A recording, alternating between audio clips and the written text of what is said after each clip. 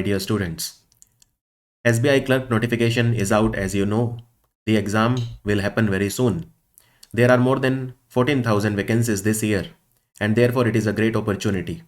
I am well aware of the fact that SBI Clerk is a dream for many a student, and therefore the level of current affairs especially is going to be very high in the exam. This is my understanding on the basis of past 10 years of teaching current affairs. So with this video, I'm going to start a series wherein I will make you all practice some of the questions that I think are very important from exam point of view for SBI Clerk exam. So let us start the video, and do give me the feedback, and also let me know if you want more such videos. As per recent information, the Lok Sabha Speaker is set to inaugurate Panchayat Se Parliament.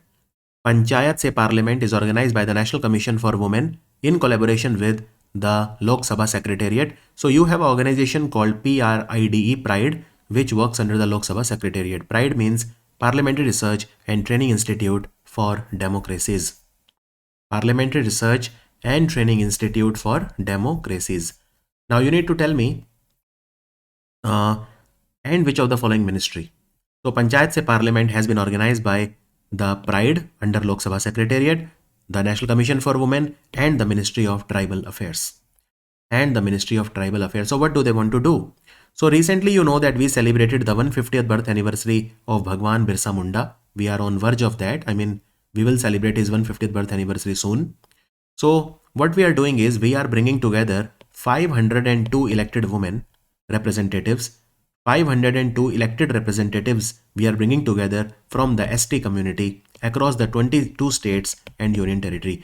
And who are these 502 women? They are elected women representatives. They belong to the Panchayati Raj institution. So they are those women who are in the Panchayati Raj institution, right?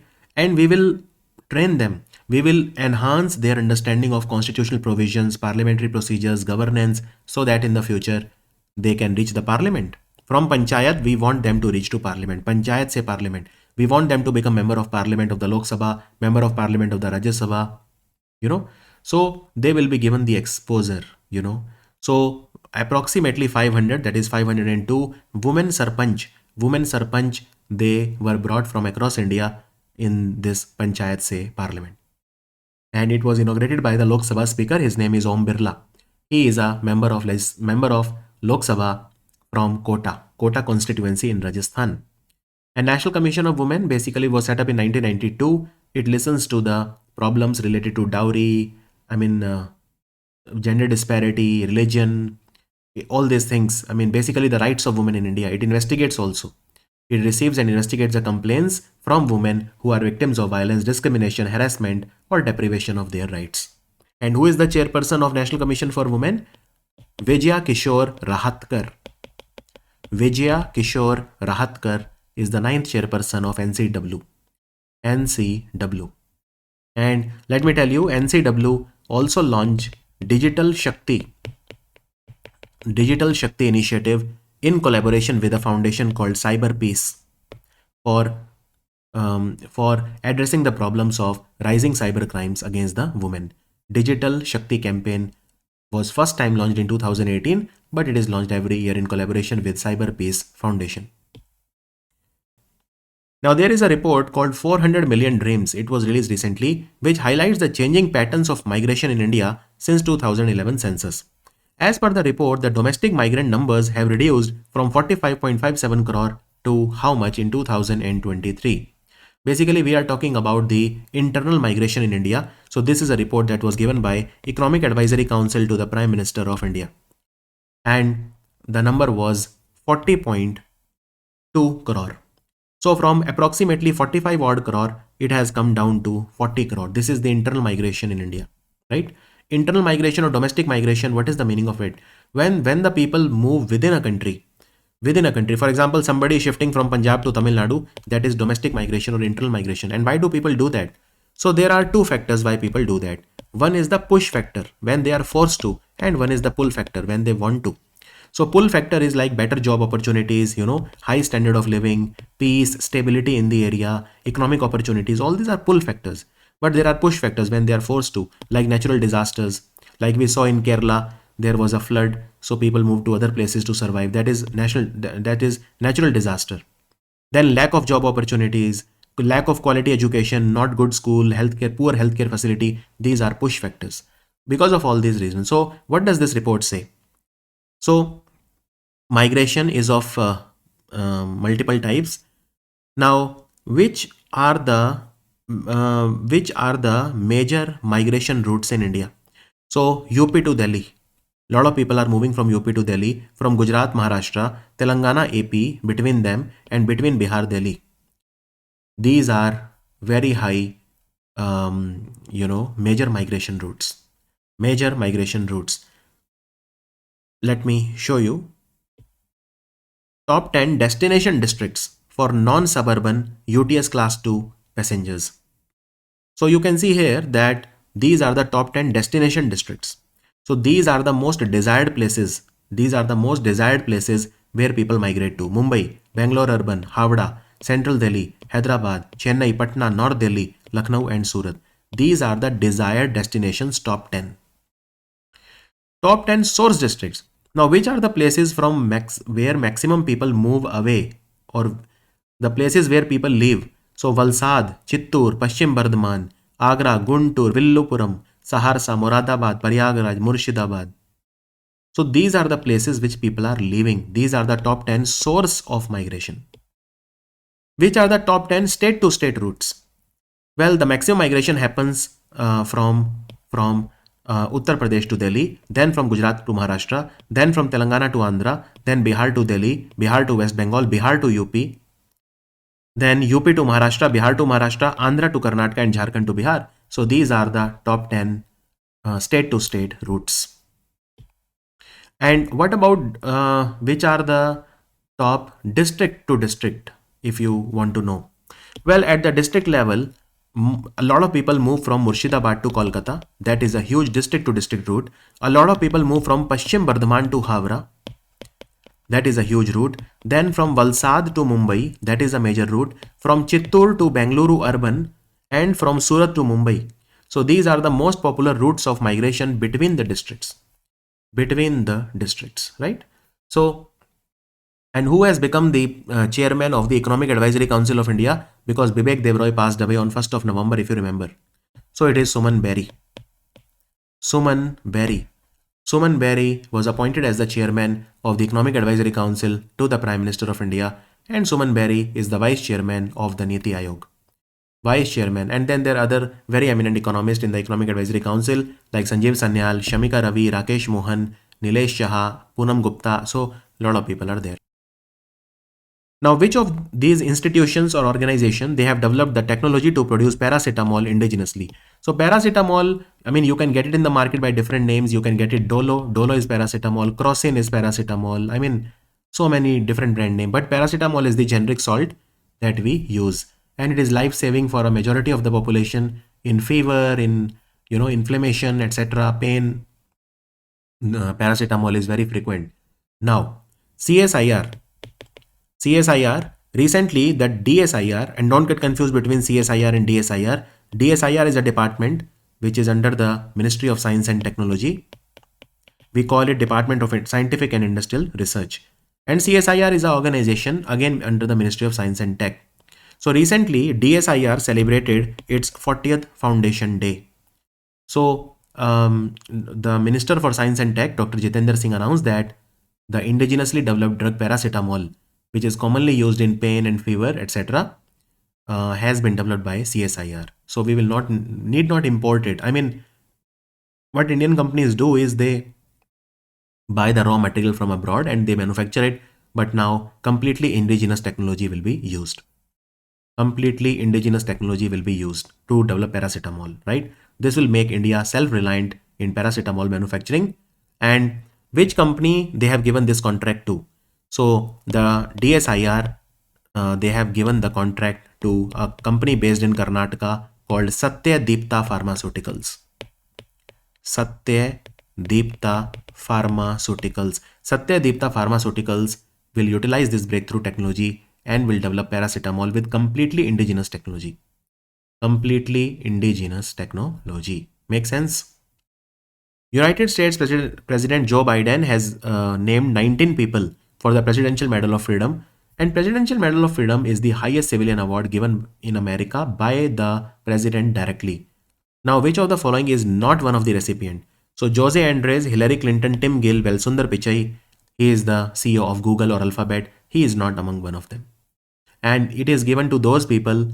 It is America's highest civilian honor. It is given to those people who have made a lot of contribution in prosperity, values, security of United States, world peace, or who have any significant public or private endeavors. Right? It is not only limited to US citizen. It is a civilian award, but it can also be awarded to military people. Right? It can be worn on the uniform also. So this award was started in 1963 by that time President John F. Kennedy. John F. Kennedy, Presidential Medal of Freedom. Right? So who has won this award? So many people. Jose Andres is a renowned Spanish-American culinary innovator. He's a chef basically. Bono. Bono is a member of the legendary rock band U2, and he has done a lot of work against AIDS and poverty. Then we have Ashton Kutcher. Ashton Kutcher. He was the 25th Secretary of Defense of America. Hillary Clinton, Michael Fox, you must be knowing. He's an actor who has won 5 Emmy Awards, 4 Golden Globe. Legendary actor. Tim Gill, entrepreneur who has worked for LGBT rights. Jane Goodall. Jane Goodall is a world-renowned ethologist and conservationist. Fannie Lou Hamer was given posthumously for struggle for racism justice in America. Then Magic Johnson, legendary basketball player. Robert Kennedy, former Attorney General who again fought racism. Ralph Lauren is a very famous fashion designer. I recently, by the way, purchased a shirt of Ralph Lauren, and it was very, very expensive. I will not disclose the price. Lionel Messi, he is one of the greatest football players of all time. He's from Argentina. So Lionel Messi is a very important question here. William Sanford, George Romney, all these people. George Soros, this is interesting. George Soros is an entrepreneur, philanthropist. He is the founder of Open Society Foundation, and he has been working anti-India. Look, I'm not saying it, but a lot of people are saying it that he basically, does a lot of anti-India activities, but okay, he has been given. Denzel Washington, the great actor. Absolutely amazing. Do check out a movie, I'll tell you. It is called Philadelphia. Tom Hanks and Denzel Washington. What a movie. A very old movie. You may not have even heard of it. Anna Wintour. So all of these. She's a fashion icon, Anna Wintour. Right? So all these people got it. Which organization has designated 2025 as the year of artificial intelligence to position India as a global leader in AI? Which institution? It is AICTE, All India Council for Technical Education. AICTE works under the Ministry of Education. And basically, AICTE is a very large organization, and when it was first formed, it was an advisory body. But now it is the National Level Council for Technical Education, and it works under the Department of Higher Education of the Ministry of Education. As per the recent information, on 1st of January 2025, India celebrated the birth of its first generation beta baby. The name is Frankie Remgurudika Zedang. What is generation beta? So I'll tell you. Look here. One was the silent generation born between 1928 and 1945. Then we have baby boomer, generation X, and I am a proud millennial. So I was born between 1981 and 1996. Generation Z, pronounced generation Z or Z, 97 to 2010. Then generation Alpha was from 2011 to 2024, and now we will have generation Beta from 2025 to 2039. So the first baby who was born recently in the generation Beta is, his name is slightly difficult to pronounce for me, as you must have figured out by now. Let's call him just Frankie Zedang. And this child was born in Mizoram's capital, Aizawl. Right? Aizawl. So he was born, he is the first generation Beta baby. Right? Now, who gave this term generation Beta? So generation Beta word was given by an Australian called Mark McCrindle. Mark McCrindle, right? So these are the children who are born between 2025 and 2039. And what is the characteristic of generation Beta? Well, AI integrated, sustainability focused, and global citizen. These are the qualities of generation beta. And Mizoram government, they started a scheme also, by the way, which is called Bana Kai hand holding scheme. Basically, this is a scheme for small entrepreneurs and farmer. They can take a loan up to 50 lakh without collateral, and if they pay back on time, they will get interest subvention up to 100%. Which ministry has introduced two types of visa, e-student visa and e-student X visa, for international students intending to pursue higher education in the country? So if you are an international student, you are coming to India to study from America or Europe, or from anywhere, then two types of visa they will get. And of course, all this comes under the Ministry of Home Affairs. Ministry of Home Affairs. Now, what about it? What is the so special about this visa? So let me tell you. See, first of all, you have to register. Let's say you are a person from Croatia and you want to study in India. First of all, there is a portal called Study in India portal. You have to register yourself here, right? You have to apply for visa. And this is for international students who are registered on Study in India. Which portal? Which portal? Study in India portal. And which visa? Well, e-student visa. E-student visa. Now, the dependents of e-student visa holders, they are eligible for e-student X visa. E-student X visa. The dependents means what? For example, if there is a person called John, he is studying in India, John's son will get a e-student X visa. He's a dependent. So, foreign nationals admitted as full-time undergraduate, postgraduate, PhD or any formal program at a recognized education institution in India, they are eligible for e-student visa. And these visas can be given for up to 5 years, depending on the course length, and it can be extended also. If anyone has e-student visa, then he can enter India through any immigration checkpost. And the Study in India program is what? Study in India portals. So Study in India program, it was launched by the Ministry of Education, and it is a flagship initiative by the Ministry of Education. And on Study in India portal, you get like more than 600 good colleges. What is the definition of good? See, if you are a foreign national, you would be worried about the quality of education in a country, right? But you will get very good colleges list here in different fields. There are more than 8,000 courses and 600 colleges or 600 colleges which are here, right? So there are certain conditions. For example, it should have good ranking, QS ranking Asia. It should have at least 80% admissions in the last 5 years every year. 30% of the courses should be eligible for NBA accreditation. It should be listed in NIRF rankings. So the advantage of Study in India portal is that there is a quality assurance given to the foreign national that you can come, and these are the institutes which we certify. So Study in India portal was initially launched in 2018. Study in India portal is by the Ministry of Education. What are the mascot for the Kho Federation of India World Cup that will starting very soon in the Indira Gandhi Indoor Stadium in Delhi? So it is Tejas and Tara. Tejas and Tara, male and female. Tejas is a male, Tara is a female, and they are gazelle. Gazelle is like a deer. It is like an antelope. Okay, gazelle is an animal, right? So the event will have two trophies: a blue trophy for men's championship and a green trophy for women's event. Blue trophy symbolizes trust, determination, and universal appeal, and green trophy represents growth and vitality.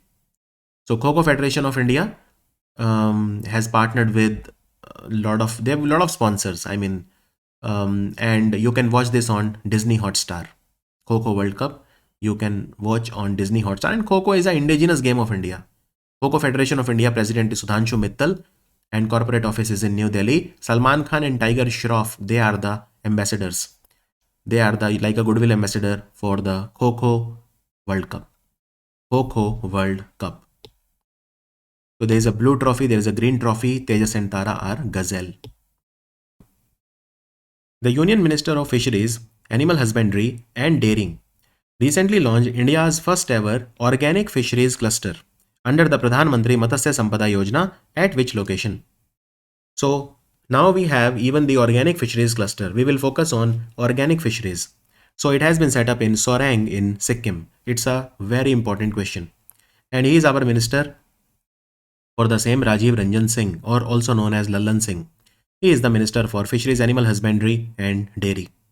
So recently he launched lot of projects, So there are around 50 projects that were launched with a sum of 50 crore rupees, 50 projects, 50 crore rupees under Pradhan Mantri Matsya Sampada Yojana. So India's first organic fisheries cluster will be set up in Sorang in Sikkim. Very, very important. Now here let's go step by step. Pradhan Mantri Matsya Sampada Yojana. First of all, what is the target? Pradhan Mantri Matsya Sampada Yojana, what is our target? Well, our target is as follows. We want to increase the fish production in India to 220 lakh ton. Sometimes you can also write it as 22 million ton, million metric ton. It means the same thing. So 220 lakh metric ton or 22 million metric ton by 2024-25. So the scheme is about to end, but it will be extended. I'm sure it will be extended. Also currently, the aquaculture productivity in India is 3 ton per hectare. We want to increase it to 5 ton per hectare again by 2024-25. And the per capita fish consumption in India is 5 kilogram. We want to increase it to 12 kilogram by 2024-25. Also, we want to have 1 lakh crore worth of fish exports from India. So the fish exports of India should be approximately 1 lakh crore by when? By 2024-25. So all of these are the targets of Pradhan Mantri Matsya Sampada Yojana. And after China, India is the second largest fish producer in the entire world. India is the second largest fish producer, right? So this organic fisheries cluster is first in India, and it will develop organic fisheries and aquaculture in the state of Sikkim. So it will be very useful because Sikkim is already an organic state. Sikkim is the first and only or completely organic state of India. So eco-friendly agriculture practices and dairy practices and fisheries practices now, they are a hallmark of Sikkim. Now who will help Sikkim in developing this fisheries and aquaculture organic cluster? NABARD. NABARD is going to help Sikkim in setting up this in Sorang. Now I told you that there are 50 projects total. These are the 50 projects. So it's impossible to remember all of them but the good thing is that these projects are coming up in Northeast. Here you can see total 50 projects and 12 projects in Assam. These are all under Pradhan Mantri Matsya Sampada Yojana. New projects. 7 projects in Manipur, 1 in Meghalaya, 3 in Nagaland, 24 in Sikkim and 3 in Tripura. Now what are these projects? So for example, Integrated Aqua Park. This will be set up in Darang. So there is a place called Darang in Assam. So Integrated Aqua Park is coming up. Then there is a large fish feed plant. There is a very large fish feed plant that is coming up in Kamrup in Assam. In Manipur, there are some cold storage units and all those things which are coming up. Then in Meghalaya, recreational fisheries. There is a project of recreational fisheries, right? In Nagaland, there are freshwater fish hatcheries which are coming up. In Tripura, there are projects coming up. So all of these projects are coming up. You don't need to go into too much detail. What all the things come under aquaculture? Well, pearl, seaweed, ornamental fisheries, fishing harbor, saline water aquaculture, brackish water fisheries, inland fisheries, island fisheries, organic fisheries, wetland fisheries. There are so many types of fisheries. Now the most important part. Government of India has decided that there will be 4 fisheries clusters in India that will be set up. One I already told you, the tuna cluster. It will be set up in Andaman and Nicobar. So tuna is name of a fish. Then what about the seaweed cluster? Seaweed cluster will be set up in Lakshadweep, and any of these can be asked in the exam. Any of these cluster, tuna cluster Andaman Nicobar, seaweed cluster Lakshadweep. But be careful, India's first seaweed park. Seaweed cluster and seaweed park are two separate things. So seaweed park will be set up in Tamil Nadu. But I am talking about seaweed cluster here. Okay, seaweed park will be set up in Ramanathapuram in Tamil Nadu. Now seaweed cluster in Lakshadweep. Then what about the ornamental fisheries cluster? Ornamental fisheries means the fishes which are used for decoration. So ornamental fisheries cluster is coming up in Madurai. Madurai, again, Madurai is in Tamil Nadu. And one more, which is the Pearl cluster. Pearl we call Moti in Hindi. Pearls are very beautiful to wear, right? So Pearl cluster, it will be set up in Hazaribagh, and Hazaribagh is in Jharkhand. Hazaribagh is in Jharkhand. Make sense for all of you? One very important thing about fisheries, on 21st of November, we celebrate the International Fisheries Day. So World Fisheries Day, you can call it. And on that day, fisheries awards were given for the best marine state, for the best inland state and inland district and marine district, and the northeastern or the Himalayan. So who got it? Well, Telangana is the best inland state. Telangana is the best inland state, right? Kankad in Chhattisgarh is the best inland district. Kankad. What about marine? So Kerala is the best marine state in India. Uttarakhand is the best northeastern or Himalayan fisheries state. And among union territory, Jammu Kashmir is the best union territory. Jammu Kashmir is the best union territory when it comes to fisheries. Now, which is the best marine district? Well, best marine district is Kollam in Kerala. It is the best marine district of India, right? And which is the best, district in a union territory? Kulgam. Kulgam in Jammu Kashmir is the best district in a union territory. And which is the best district in northeast this category? It is Darang in Assam. So Darang in Assam, again it was in news. So these are the best when it comes to fisheries in India. Two fast petrol vessels called Amulya and Akshay, they were launched for the Indian Coast Guard. Now these vessels were indigenously designed and built by which company? These vessels were indigenously designed and developed. Who got the contract from the Indian Ministry of Defense? Well, it is Goa Shipyard Limited. Now look, Goa Shipyard, they were given the contract for manufacturing fast petrol vessels. And they have delivered Amulya and Akshay. Amulya and Akshay. Now look, Amulya is the third and Akshay is the fourth in the series. Now what was the name of the first two? First two were Adamya. Adamya was the first and Akshar was the second. And Adamya and Akshar, they were delivered in October 2024. 2024. So this contract was given for manufacturing fast petrol vessels. Total how many fast petrol vessels? 8. So 8 fast petrol vessels will be delivered to the Indian Navy, Indian Coast Guard. You know, they will both use it. So Goa Shipyard is the answer. They have delivered 4 so far, and I have told you the names of all the 4. Now please don't confuse it with 14 FPV. That is a separate contract. Okay, 14 FPV, and who has got that contract? So 14 FPV contract has been given to Mascot dock shipbuilder by the Indian Coast Guard. So these are two separate projects. 8 FPV by Goa and 14 FPV by Mascot dock shipbuilder. Also, Larsen and Toubro is making 3 cadet training ships. Recently, the third and the final was given. So 3 cadet training ships were also manufactured. Union Home Minister and Minister of Cooperation Amit Shah has launched Bharat Portal to facilitate Indian LEA, law enforcement agencies, enabling real-time information sharing for faster access to international police assistance. This portal has been developed by which organization? So this portal has been developed by the CBI. Okay. Now look, Home Minister is launching it. Doesn't mean CBI works under the Ministry of Home Affairs. No, CBI works under the Ministry of Personnel, Pension and Public Grievances. This is a very googly question. CBI works under which ministry? CBI works under the Ministry of Personnel, Pension and Public Grievances. And CBI is the organization which represents India at the Interpol. Now what is Interpol? So Interpol is a group of the international police. This is the cooperation, right? Interpol is headquartered in Lyon, and Lyon is a beautiful city in France. Now Interpol, they meet every year. That is called the Interpol General Assembly, Interpol annual meeting. 2 years back it happened in India, if you remember. So Interpol General Assembly meeting took place where? This year in 2024, and it will take place where in 2025. So remember, it took place in 2024 in Glasgow, and Glasgow is in United Kingdom. It is in Scotland, which is a part of Britain or UK. And Interpol meeting will take place where in 2025? It always takes place in the month of November.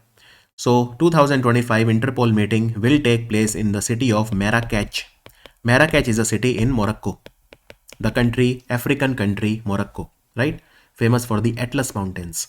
So basically this is for mutual collaboration. Bharatpol will streamline the process of all the requests from Interpol. If India is making a request to Interpol or Interpol is making a request to India, everything will be processed here. Bharatpol will have 5 important modules: connect, Interpol notices, references, broadcast and resources. This is a basically technological platform to support all the law enforcement agencies. So what will happen through connect? All the law enforcement agency will essentially function as an extension of Interpol's National Central Bureau.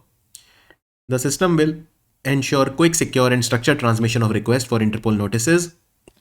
Interpol references from 195 countries will make it much simpler to seek and provide international assistance for investigations abroad.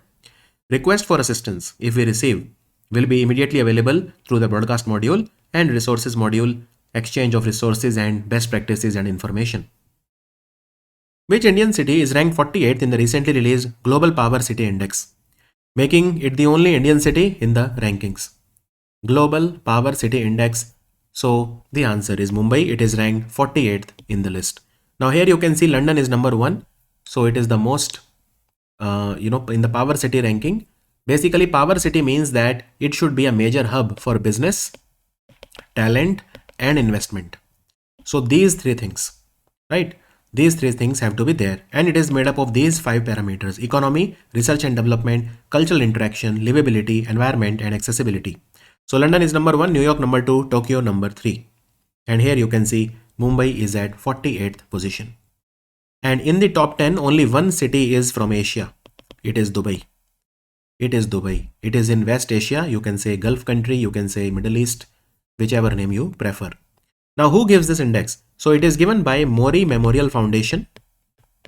Mori Memorial Foundation. And Mori Memorial Foundation is based in Japan. It is a organization that operates from Japan. So they gave this index. These are the pillars: economy, R&D, research and development, cultural interaction, livability, environment and accessibility. The Punjab government has recently informed that a dedicated portal has been launched under the Pradhan Mantri Yashashvi scheme to support the students from marginalized communities in pursuing higher education.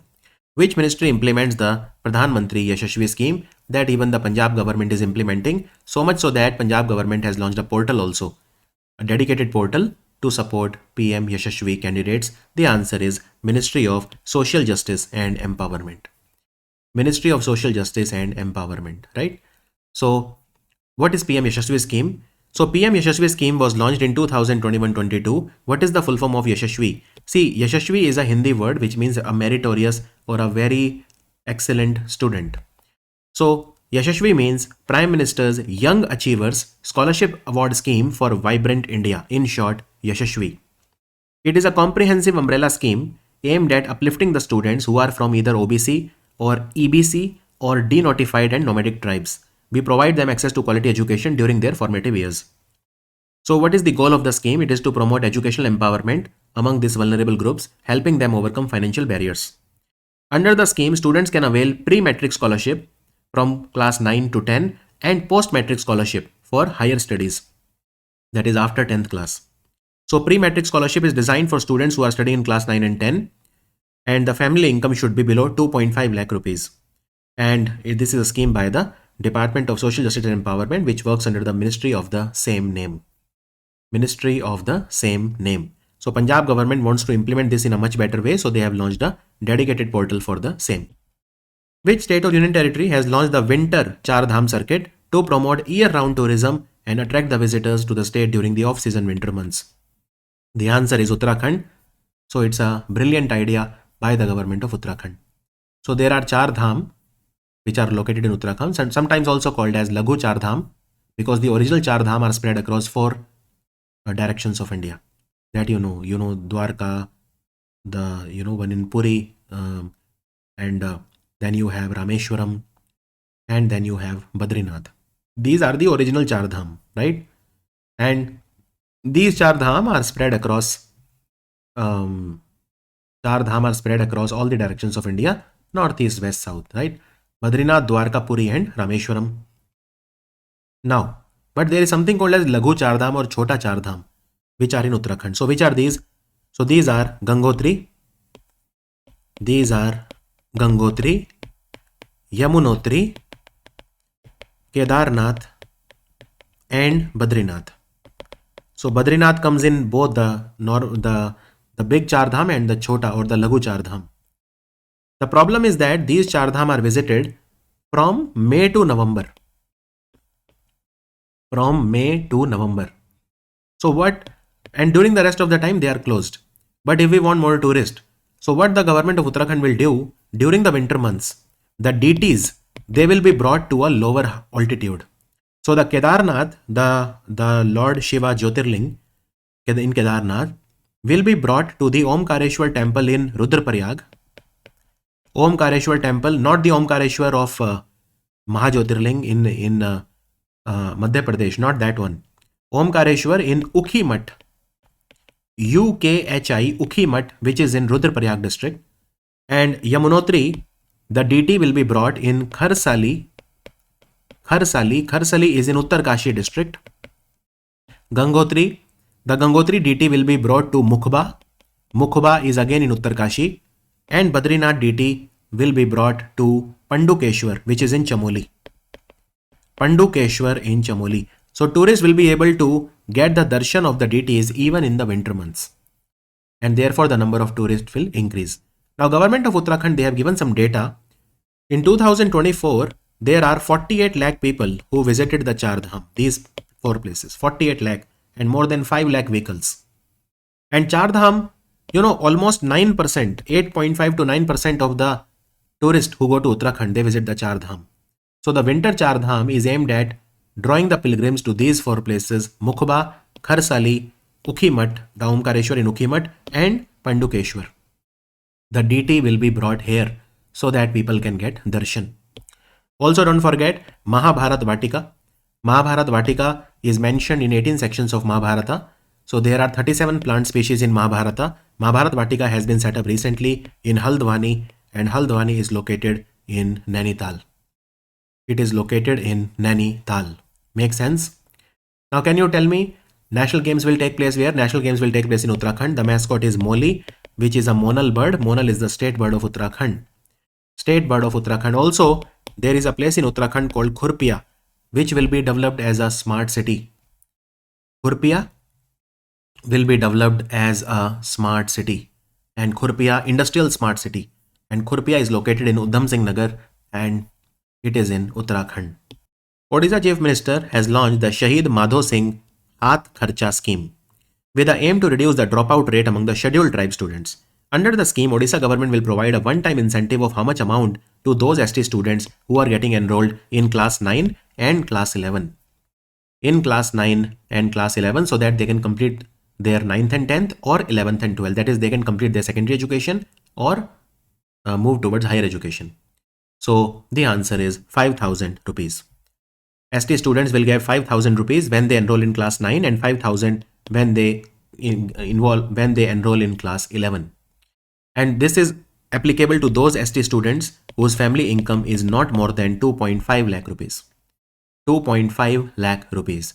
This scheme is applicable for ST students of only government or government aided high schools and higher secondary schools within the state of Odisha. Within the state of Odisha. The 15th edition of Asia's biggest aero show, Aero India, will be held at which location? It will take place in February 2025. It will take place at the Yelahanka Air Force Station, which is in Bangalore. Yelahanka Air Force Station, which is in Bangalore. So, you can see that the Department of Defense Production of the Ministry of Defense is going to organize it. Just remember, Ministry of Defense, and that is good enough. Ministry of Defense is going to organize it. Ministry of Defense. So it always takes place there only? It always takes place in Yelahanka only? Yes, it always takes place in Yelahanka. And what is the theme? Now what is the theme of Aero India 2025? It is the runway to a billion opportunities. The runway to a billion opportunities. This is a beautiful theme. So this was the theme. And when did we start having this Aero India?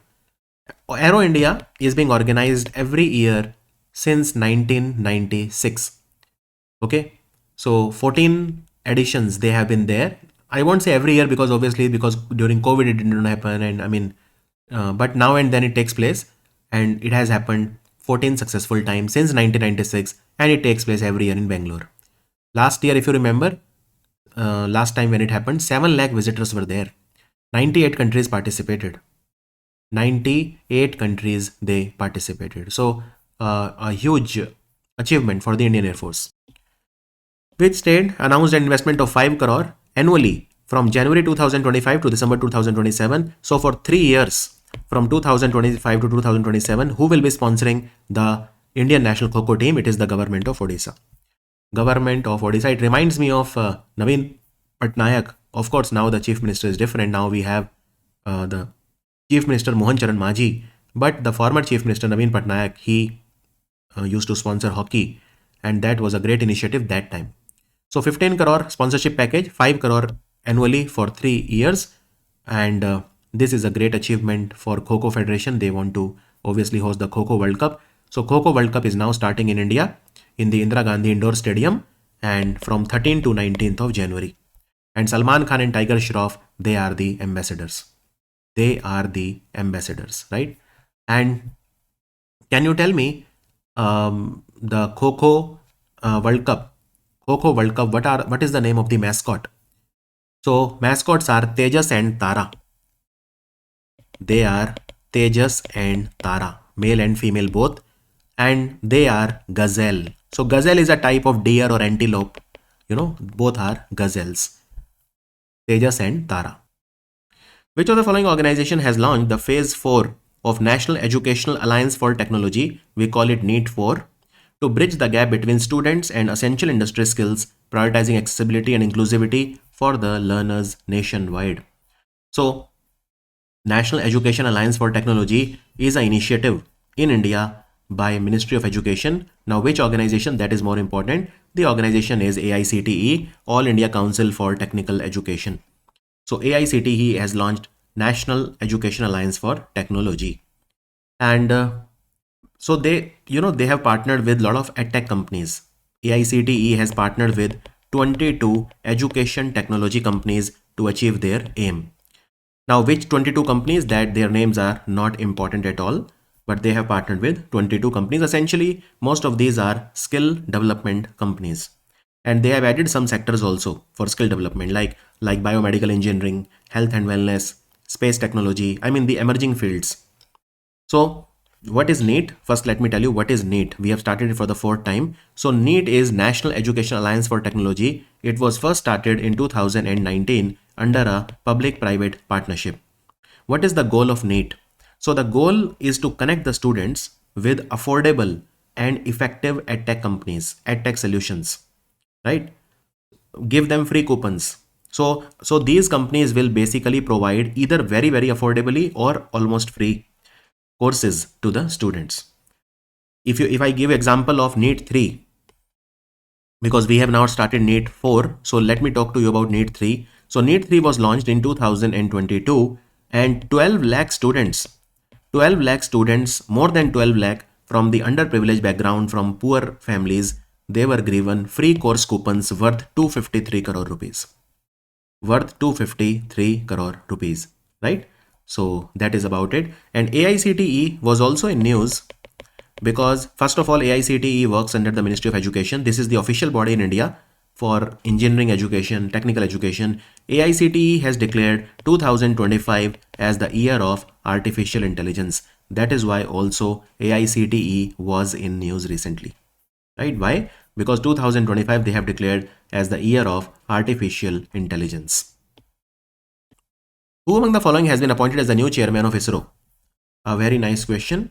New chairman of ISRO, you know that Mr. S. Somnath has been replaced now, and he has been replaced by Mr. V. Narayanan. V. Narayanan, right? So he is the new chairman of ISRO, and he is the new secretary of the Department of Space, both.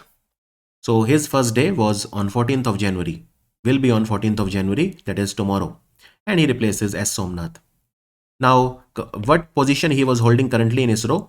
So you know that ISRO has a liquid propulsion system center which is located in Thiruvananthapuram in Kerala. So he was the director of LPSC, Liquid Propulsion System Center, and he's a rocket and spacecraft propulsion expert with decades of experience. Decades of experience. And also don't forget, we are trying to demonstrate our docking capabilities via the SpaceX experiment, where there will be two modules, right? Chaser and target. You can call them SDX01 and SDX02, and then both will be doing a handshake in the space. They will be joining together. That is called docking. So SpaceX experiment was launched by PSLV C60 rocket from Satish Dhawan Space Center, Sriharikota. And one module was also added called Poem 4 that will do lot of experiments in the space. Lot of experiments in the space. eShram portal will now be available in all the 22 scheduled languages. This portal was launched by which ministry? So very nice question. eShram is one of the most important portals in India because it is for the registration of the workers of the unorganized sector, and it is a portal of the Ministry of Labor and Employment. Ministry of Labor and Employment. So how will they make it available in all the languages? Because they have partnered with Bhashini. Bhashini. Now you know Bhashini is a project of the Ministry of Electronics and IT. Ministry of Electronics and IT. Now eShram portal, when was it launched? It was launched on 26th of August 2021, and more than 30 crore workers of the unorganized sector, they are already registered. Unorganized sector workers mean like construction laborer, migrant workforce, street vendors, domestic workers, all of them, house help, all of that are workers in the unorganized sector. So every worker is given a eShram ID, a eShram card, and you know the eShram ID is a 12-digit unique number. It is a 12-digit unique number which every worker gets. That is his identity. And what was the aim of eShram portal when it was started in 2021? To register 38 crore workers, and we have already registered 30 crore plus workers. Now these are those workers who are between the age of 16 to 59. 16 to 59. Once they are registered on eShram portal, only then they will be eligible for the government schemes which are started by the Ministry of Labor. So they get entitled to social security schemes by the government of India, the policies, the normal schemes which are exclusively for the laborers or construction workers or unorganized sector workers. Which of the following state government has launched the first phase of Gunotsav? It's a statewide assessment to evaluate the performance of 14 lakh students across 16,000 government schools in 11 districts. So the answer is Assam. The answer is Assam. See, basically Gunotsav is a event that takes place in Assam every now and then to see whether the students are learning properly or not. So the theme of Gunotsav 2025 is ensuring quality education. So what do they do? They evaluate the performance of the students, whether they are actually learning something or not. First time Gunotsav was conducted in the year 2017. So which schools they cover? They cover elementary schools and secondary schools. Elementary schools and secondary school. And assessment is done by external evaluators. Because what happens is, if you ask the teachers of a school to do the assessment, they will obviously give good grades because these students are their students. So external evaluators are used. External evaluators are used. And in the first phase, in more than 16,000 government school, more than 14 lakh students, they will be evaluated. They will be evaluated. So it will be done phase by phase. It will be done phase by phase. The idea of Gunotsav is to bring qualitative improvement in the school education system. Which of the following company will launch its first orbital rocket, which is called New Glenn, from Launch Complex 36 at the Cape Canaveral Space Force Station, which is located in Florida? It is Blue Origin. It is a company started by the Amazon co-founder. It is a private space agency started by Amazon co-founder Jeff Bezos. So New Glenn is name of their first orbital rocket. First orbital rocket, right? In fact, this rocket is also carrying a payload called Blue Ring Pathfinder. It will carry a payload called Blue Ring Pathfinder. Blue Ring Pathfinder is basically an American Defense Ministry funded satellite. American Defense Ministry funded satellite. And this is a very powerful rocket, New Glenn. It can take load up to 45 metric tons, which is more than 99,000 pounds. And it can place this payload in the low Earth orbit. in the low Earth orbit, right? It is named after John Glenn. There was a NASA astronaut called John Glenn, and he was the first American astronaut to orbit the Earth. He completed 3 orbits in 1962. So it has been named after John Glenn. Union Minister of Port, Shipping and Waterways, Sarbanand Sonowal, has announced 2 major initiatives aimed at enhancing the capacity of Kandla Port, involving a total investment of 57,000 crore. That's a massive investment on Kandla Port. Kandla Port is also known by what name? It is also called as Deen Dayal Port. Deen Dayal Port, and it is located in Kutch district of Gujarat, adjacent to the Arabian Sea, right? So that is the investment, 57,000 crore. Now what will be happening there? So 57,000 crore, you can divide it into 2 investments of 30,000 crore and 27,000 crore. So mega shipbuilding facility will be set up. Ships will be manufactured near the Kandla port, and this is investment of 30,000 crore. What type of ships? Very large crude carriers, crude oil carrier, petroleum carrier, very large crude carrier. So that is the first project. So, and this facility, shipbuilding facility, will be able to produce 32 new ships and repair 50 old ships annually. It will be spread over 8,000 acres of area. And then there is a new cargo terminal also that is being constructed near Tuna. So this, we call it Tuna Tekra cargo terminal. Tuna Tekra is name of a village which is in Kutch district of Gujarat. So 27,000 crore investment has been done. And because of this new cargo terminal, the capacity of Kandla port will increase by 135 million ton of cargo per annum. 135 million ton of cargo per annum. Who among the following has been elected as the new president of Athletics Federation of India? Athletics Federation of India is the official body, it is the official body of the Government of India for athletics. So Bahadur Singh Sagu, for 4 years he has been appointed as the president, and he succeeds Mr. Adile Sumariwala. Right? And he was a shot put player. Mr. Bahadur Singh Sagu was a shot put player. He's a 2 times national champion, and he also won the gold medal in the 2002 Busan Asian Games. 2002 Busan Asian Games that took place in Busan in South Korea. He also represented India at the Sydney 2000 and Athens 2004 Olympics. He was also given the Padma Shri in 2006. Athletics Federation of India, it was formed in 1946 and it is affiliated to World Athletics. That is the official governing body for athletics across the world. World Athletics is headquartered in Monaco. Which of the following country has become a full member of BRICS? Very nice question. BRICS. So how many members of BRICS are there? So let me tell you the entire thing. The answer first of all is Indonesia. The answer is Indonesia, right? And if I ask you a very, very simple question, like the BRICS Summit 2025 will take place where? So it will take place in Brazil. The BRICS Summit in 2025 will take place in Brazil. So the current presidency of BRICS is with Brazil. Now, Indonesia wanted to become a member. They first said that we want to become a member. They said this during the Johannesburg Summit in South Africa in 2023.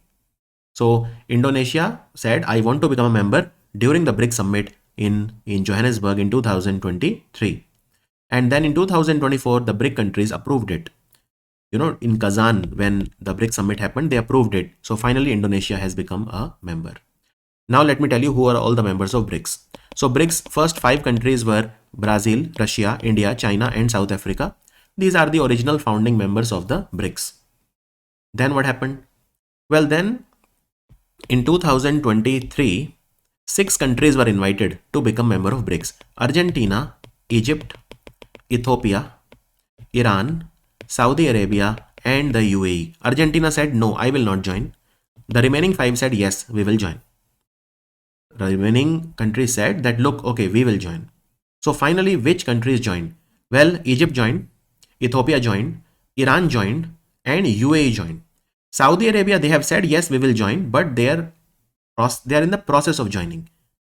Be very careful. Saudi Arabia is still not a full-fledged member of BRICS. But yes, they have committed, we will join and they will join. Right? So there is a difference. And now Indonesia is the latest member.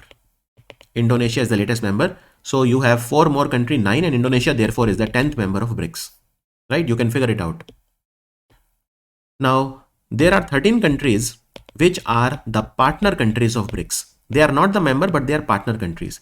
Countries like Bolivia, Cuba, like Malaysia, Nigeria, Thailand, etc. And Indonesia was one of the 13 partner countries of BRICS, but now it is a full-fledged member. It is a full-fledged member. Nar Tarangini. It's an indigenously developed pulse diagnostic tool. So Nadi is a Hindi word which in English would mean pulse. Nar Tarangini. So it's a indigenously developed pulse diagnostic tool. It has become India's first Ayurvedic medical device to receive the approval from CDSCO, that is Central Drugs Standard Control Organization. Now Nar Tarangini is manufactured by which company? It is manufactured by a company that is called Atreya Innovation Private Limited. The answer is option B. And this device was designed and developed by a Padma Bhushan awardee. There is a person who got the Padma Bhushan. His name is Professor J.B. Joshi. J.B. Joshi. And he is the president of Marathi Vigyan Parishad. He is also the chancellor of the Institute of Chemical Technology.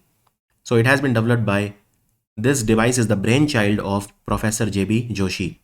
And it is the brain. So he is the brain behind it. But one more professor you should know. He is a professor from IIT Bombay, Dr. Anirudh Joshi.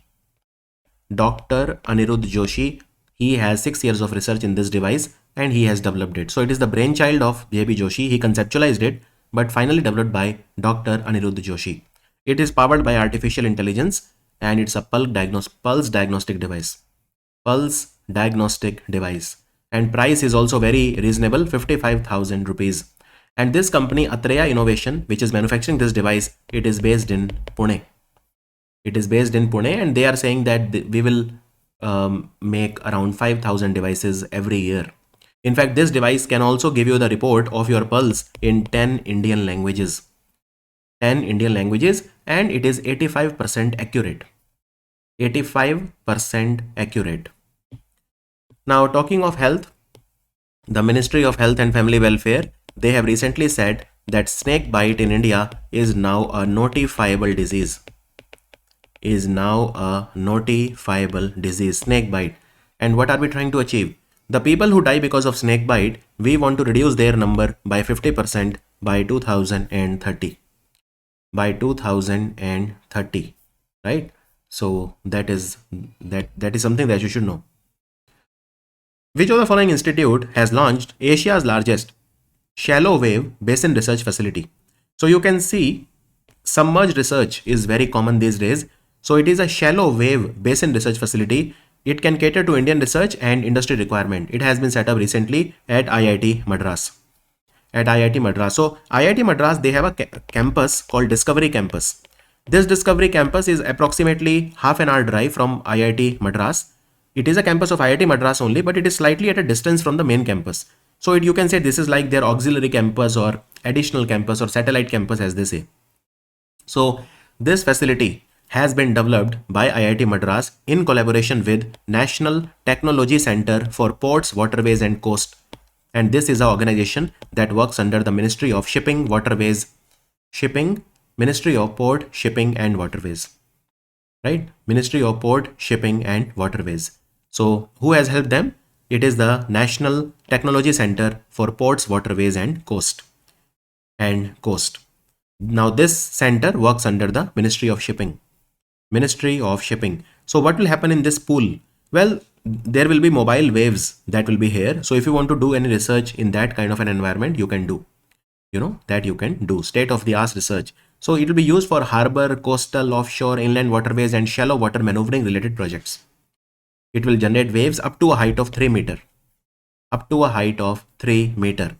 Also don't forget that IIT Madras, they have launched a project called Project Vistar in collaboration with the Ministry of Agriculture. What is this about? This is to issue advisories to the farmers, increase their income and integrate technology into the startups, agriculture startups, all of these things. And IIT Madras, they have also launched a brain mapping technology, especially for the fetus. Brain mapping technology, and this technology is called Dharani. It is an open source technology.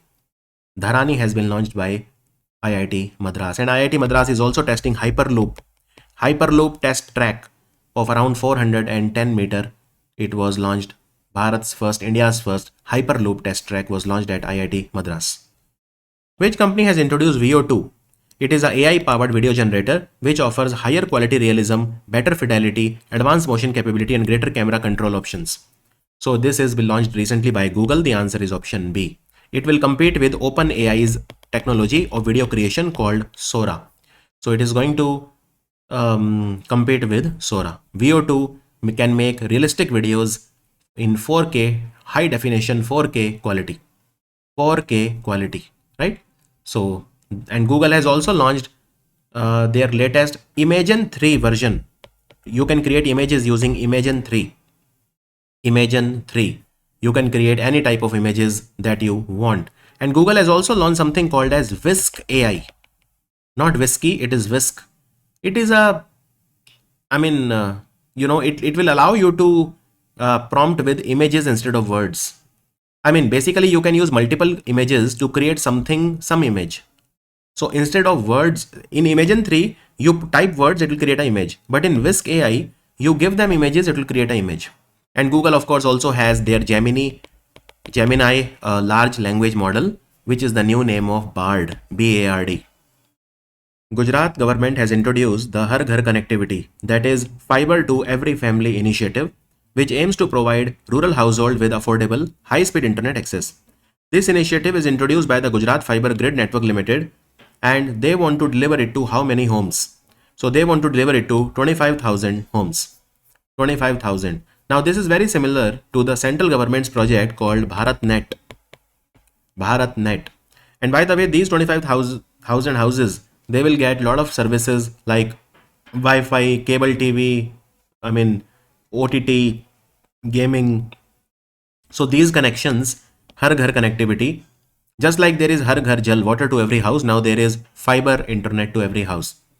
So they will give them value-added services also. For example, if you are taking fiber, you will also get cable TV, OTT, gaming, all these things you will get.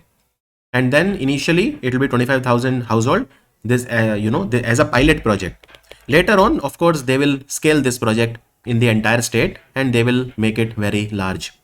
They are saying that it will help in improving government to citizen services. It will facilitate online education, e-health, telemedicine, e-agriculture, animal husbandry, all of these things. Basically, they want to transform the rural homes into smart homes. Rural homes into smart homes. And BharatNet project, as you know, BharatNet project is the world's largest rural broadband connectivity project. And it is implemented by Bharat Broadband Network Limited, or BBNL, which is a government telecom company. So this is very similar to how BharatNet works. But the only difference is that Har Ghar Connectivity project is in Gujarat state only. And Gujarat government, they are the first state in India to launch a AI task force for promoting the adoption of AI in Gujarat. Food Safety and Standard Authority of India, they have provided clarity on the regulatory framework surrounding the use of methylcobalamin in health supplements, medical purposes and nutraceutical products. Methylcobalamin is a form of which vitamin? It is vitamin B12. Now vegetarians, they suffer from vitamin B12 deficiency every now and then. Even I suffer it, I'm a vegetarian. So I also suffer from vitamin B12 deficiency every now and then because it is very limited in the plant sources and it is present in less quantity also. So it is a critical vitamin for our body. Otherwise, you can get peripheral neuropathy. Your nervous system may not work properly. And it is absolutely essential for the body. So FSSAI, in health supplements, nutraceutical, the supplements that you take, they have allowed vitamin B12 inside them. Which vitamin B12? Cyanocobalamin. It is available in two forms: cyanocobalamin and hydroxycobalamin. Hydroxycobalamin. These are the permitted forms of vitamin B12 currently, right? So now methylcobalamin has also been allowed. These are all forms of vitamin B12. Cyanocobalamin and hydroxycobalamin we were already using, but now methylcobalamin has also been allowed. So for example, if you are buying Horlicks, they can add methylcobalamin in Horlicks and they can sell it saying that it is B12, it contains B12, right? So however, if you want to include B12 in products, then it should not exceed the recommended dietary allowance.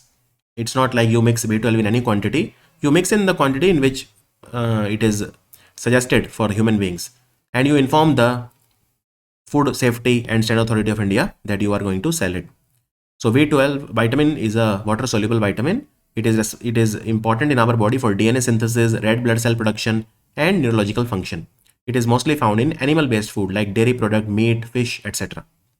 So methylcobalamin will be now it is readily absorbed in our body. So now manufacturers, they can add methylcobalamin if they so desire. If they so desire. Which of the following space startup is planning to have an all-women scientific lunar mission by September 2026, in which girl students in classes 8 and 9 from 108 countries will work alongside the company's team? So which private space company? This is called Space Kids. What does Space Kids do? Look, it is a Chennai based startup. Okay, it is a Chennai based startup, and what they are saying is that we will do a lunar mission. So now if you remember, in 2023 this company launched a satellite called Azadi Sat. This satellite was made by 750 girls from government schools, and it was launched by SSLV D2 rocket of ISRO, small satellite launch vehicle D2, from the Satish Dhawan Space Center in Sriharikota. So what they do is they collect the children from across the world.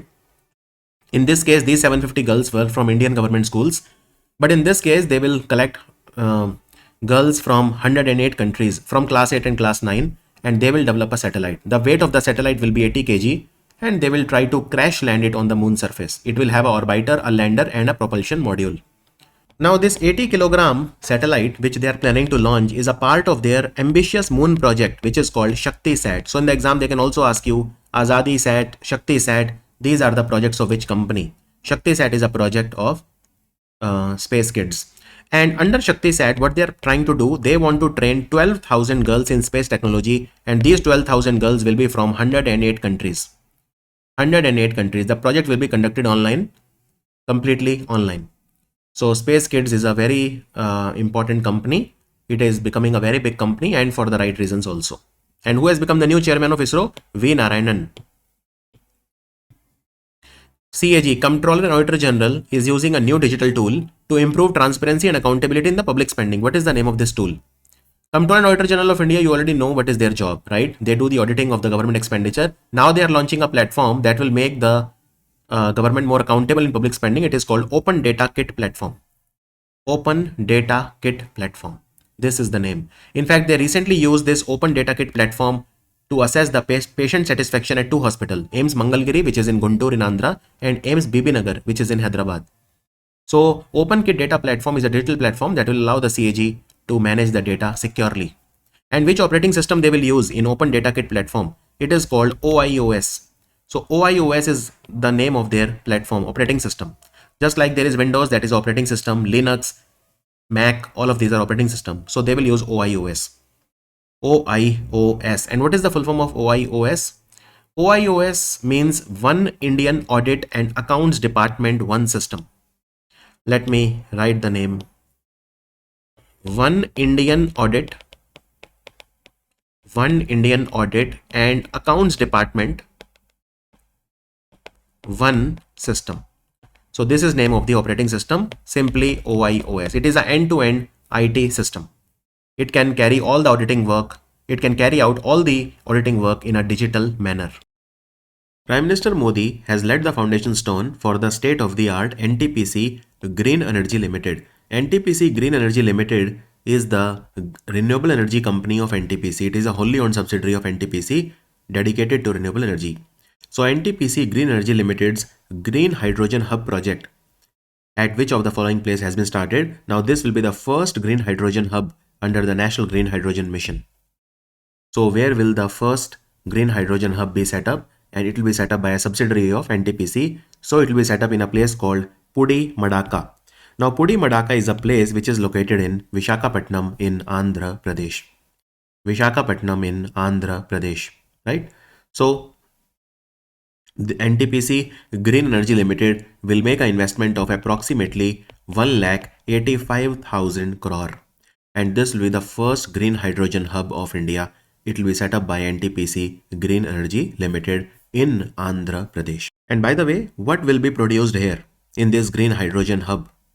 Well, these things will be produced. So 1500 ton per day of green hydrogen, 1500 ton per day of green hydrogen, and 7500 ton per day, 7500 ton per day of green hydrogen derivatives like green methanol, green urea, green ammonia and all these things. So all of these will be produced. Another very important thing, South Coast Railway. Now look, there were 17 railway zones in India, but 18th one was formed around 4-5 years back. Then now we have 18 railway zones in India. Okay, 18 railway zones in India. And 18th railway zone of India was the South Coast Railway. So South Coast Railway, its headquarter will be set up in Visakhapatnam. So Prime Minister of India dedicated various railway and road project. The one of the most important is the foundation stone has been let down for the South Coast Railway headquarters at Visakhapatnam. This is a very important question because South Coast Railway is the 18th railway zone of India and its headquarter will be set up in Visakhapatnam. Also very important, Prime Minister has laid the foundation stone for bulk drug park. Bulk drug park for very advanced manufacturing. Bulk drug park, this is a concept, bulk drug park, and lot of bulk drug parks, they were approved. So which were approved? For example, there was one that was approved for Una. In fact, Government of India said every bulk drug park will be set up at an investment of 1000 crore each. 1000 crore each, right? And where did they which were the places that they finalized for setting up the bulk drug park? So one place was Una, and Una is located in Himachal Pradesh. Then there is a place called Jambusar. Now Jambusar is a place which is located in Bharuch in Gujarat. Bharuch in Gujarat. And one was, one more place was finalized, which is East Godavari district of Andhra. But now one bulk drug park will be set up in Nakkapalli.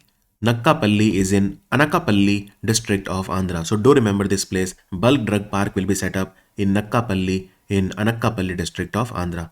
Bulk drug park will create thousands of jobs because it is very near to Visakhapatnam Chennai Industrial Corridor and Visakhapatnam Kakinada Petroleum Chemical and Petrochemical Investment Region, right? Also, you must have heard that there are 12 industrial smart cities which are coming up. Now, out of that, is there any which is coming up in Andhra? Yes, two in fact. So one is called Orvakal. Orvakal, this will be developed as an industrial smart city in Andhra Pradesh, and one is Koparthi. Kopparthy. Koparthi. Koparthi is also in Andhra, and one place Zahirabad. Zahirabad is in Telangana, and it will be also developed as a industrial greenfield, industrial smart city basically. Industrial smart city. Just remember that, that is good enough. Now Prime Minister, he also laid the foundation stone of Krishnapatnam industrial area. And Krishnapatnam industrial area is a part of the Chennai-Bengaluru industrial corridor in Tirupati district of Andhra. So we will have the Krishnapatnam industrial area also to be set up in Andhra. It will be set up in Tirupati. So Krishnapatnam industrial area is a flagship project under the National Industrial Corridor Development Program, is envisioned as a greenfield industrial smart city. So this will be a greenfield industrial smart city, Krishnapatnam. Very important question. So a lot of investment will be here and a lot of job creation will also be here. And since I mentioned to you that the first green hydrogen hub will be set up in Andhra, right? Which place in Andhra? Pudimadaka, which is in Visakhapatnam. Pudimadaka, under which scheme? National Green Hydrogen Mission. So what is the target of National Green Hydrogen Mission? National Green Hydrogen Mission, the target, so it was launched in 2023 on 4th of January 2023. And the target is 5 million metric ton production of green hydrogen. 5 million metric ton of green hydrogen per annum. This much of green hydrogen we want every year by 2030. Union Minister of Road Transport and Highways has announced the expansion of the cashless treatment scheme to all the states now by March 2025. Under the scheme, the government covers treatment cost of up to how much amount for 7 days, provided the police are informed about the accident within 24 hours. Within 24 hours, right? So, this is a very important question because it is a scheme. The answer is 1.5 lakh rupees. So basically, what is this scheme? Look, this scheme was running only in very few states of India, like Assam. Now, which is the first place where this scheme started? So it started in 2024 as a pilot scheme in Chandigarh. And then it was extended to Assam, then it was extended to Punjab, Haryana, etc. So it was running in only these 4 or 5 states. That's it. So under this scheme, the government covers the treatment cost of up to 1.5 lakh rupees for 7 days maximum, provided the police are informed about the accident within 24 hours, right? So government will cover the treatment cost of people up to 1.5 lakh road if they meet with a road accident. Up to 1.5 lakh, government will cover the treatment cost, and but this will take place within 7 days of the accident, right? What about the hit and run cases? What about the hit and run case where the person dies? So then the person's family will get 2 lakh rupees compensation. Hit and run cases, for hit and run cases, 2 lakh rupees will be given to the families of the deceased. And who will implement this scheme? National Health Authority. National Health Authority works under the Ministry of Health and Family Welfare. Ministry of Health and Family Welfare, right? So what is the process? Well, you have to register it. There is a platform called EDAR, that is E Detailed Accident Report. So EDAR is a platform of the Ministry of Road Transport and Highway. You can simply apply there and you will get the compensation. And as I said, this project started in Chandigarh on 14th of March 2024 as a pilot project, and then it was extended to some other states. It was extended to some other states. Is that clear? Also, there is an award that has been announced for Good Samaritan. First of all, you understand what is a Good Samaritan. If you see any person who has met with an accident, he's lying on the road, take him to the hospital. So you are a Good Samaritan. Because we need to encourage the people to help victims. Those are called Good Samaritan. Good Samaritans will also get 5,000 rupees as an appreciation amount from the government of India for their good work. And National Health Authority works under the Ministry of Health and Family Welfare. National Health Authority, when was it set up? It was set up in 2019. It was set up in 2019, right? 2019. One more thing I would like to add here. Ministry of Road Transport and Highway, they said that they have made first time a national highway stretch of India, not the entire national highway of course, one part of the national highway for the first time they have made with biobitumen. Biobitumen, which is an eco-friendly material, biobitumen, right? Which highway is that? That is National Highway 44, and the place where they have built this stretch is called Mansar. Now Mansar is a place in Nagpur district of Maharashtra, and this is a very important question. Which is India's first national highway to be constructed with bitumen, biobitumen. So little bit of this highway is constructed by biobitumen. And this technology, biobitumen technology, has been developed by which institute? So this technology is developed by Central Road Research Institute, which is in New Delhi. It works under CSIR. And where is this located? So it is located in New Delhi. National Highway Authority of India, and there is a private company called Praj Industries. So National Highway Authority of India, Central Road Research Institute, and Praj Industries, which is based in Pune, they have all come together to devise this technology. Also, Nitin Gadkari, he launched something called Switch EIV12. This is India's first low-floor electric city bus. Switch EIV12, made by a company called Switch Mobility. And if you know, Switch Mobility is a fully owned subsidiary of Ashok Leyland, and Ashok Leyland company is a part of the Hinduja group. It is a part of the Hinduja group. Goa Chief Minister has launched the Bima Sakhi Yojana under the state's Swampurn Goa Initiative. Swampurn Goa Initiative. The Bima Sakhi Yojana is an initiative of which company? Bima Sakhi is an initiative of life insurance company. The answer is option B. And they have launched Bima Sakhi Yojana in Goa under the Swampurn Goa. So what is Swampurn Goa? Swampurn Goa, basically it is a community level action plan to make each and every Goan self-reliant. Every village of Goa should be made self-reliant, Atmanirbhar. It is about that, you know. So this program was launched on Gandhi Jayanti, that is 2nd of October 2020. Currently we are having the second version of that. Now what is Bima Sakhi? So Bima Sakhi aims to empower the women by providing them with training and opportunities so that they can become LIC agents. So women of Goa, they will be given the training, they will be given the opportunities to become LIC agent, thereby promoting financial literacy and expanding the life insurance coverage at the grassroots level. And let me tell you, Goa has become only the second state in India after Haryana to launch this scheme, Bima Sakhi, which was started by Pradhan Mantri Modi. So what happens in Bima Sakhi?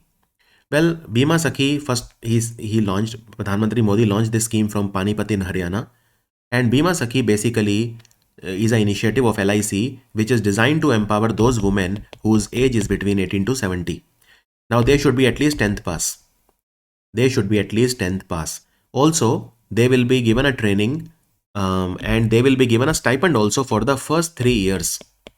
So for first year, they will get a monthly stipend of 7,000 per month. For second year, they will get 6,000 per month. And for third year, they will get 5,000 per month. 5,000 per month, right? They will get this much stipend. And also, they will get a first year commission of 40,000 rupees on the policies sold. This is also what they will get. And after their training is complete, they can serve as LIC agent and then they will also have opportunity to become development officer in LIC. Indian Railways, they have successfully conducted a trial of a tower wagon on a Anji Khad bridge. So they ran a train on Anji Khad bridge. Now Anji Khad bridge is India's only bridge that is cable stayed and it is a train bridge. It is India's only bridge which is India's first cable stayed rail bridge. So it is for railway, okay? And it is cable stayed. This is India's only such bridge. Where is it located? It is located in Riyasi district of Jammu and Kashmir. And it is a part of the Udhampur-Srinagar-Baramulla railway route. Now, Udhampur-Srinagar-Baramulla railway route is around 272 kilometer. So because of Anji Khad bridge, the distance between Katra and Riyasi decreases significantly. And who has commissioned this project? So this project was commissioned by the Northern Railway, which is headquartered in New Delhi, and it was executed by the Konkan Railway Corporation Limited and Hindustan Construction Company. So two companies, they have set up this bridge. Which are the two companies?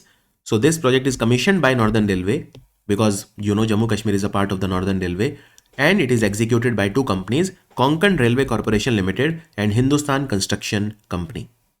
So this bridge is also India's second highest railway bridge after the Chenab Bridge. Chenab Bridge, you know very well, it is on Chenab River and it is 359 meter above the riverbed. What about this Anji Khad? It is 331 meter above the riverbed, still very high. And what is the total length of Anji Khad Bridge? It is 725 meter. So it's a small bridge lengthwise. It is not even 1 kilometer. 1 kilometer is 1000 meter. It is just 725 meter, right?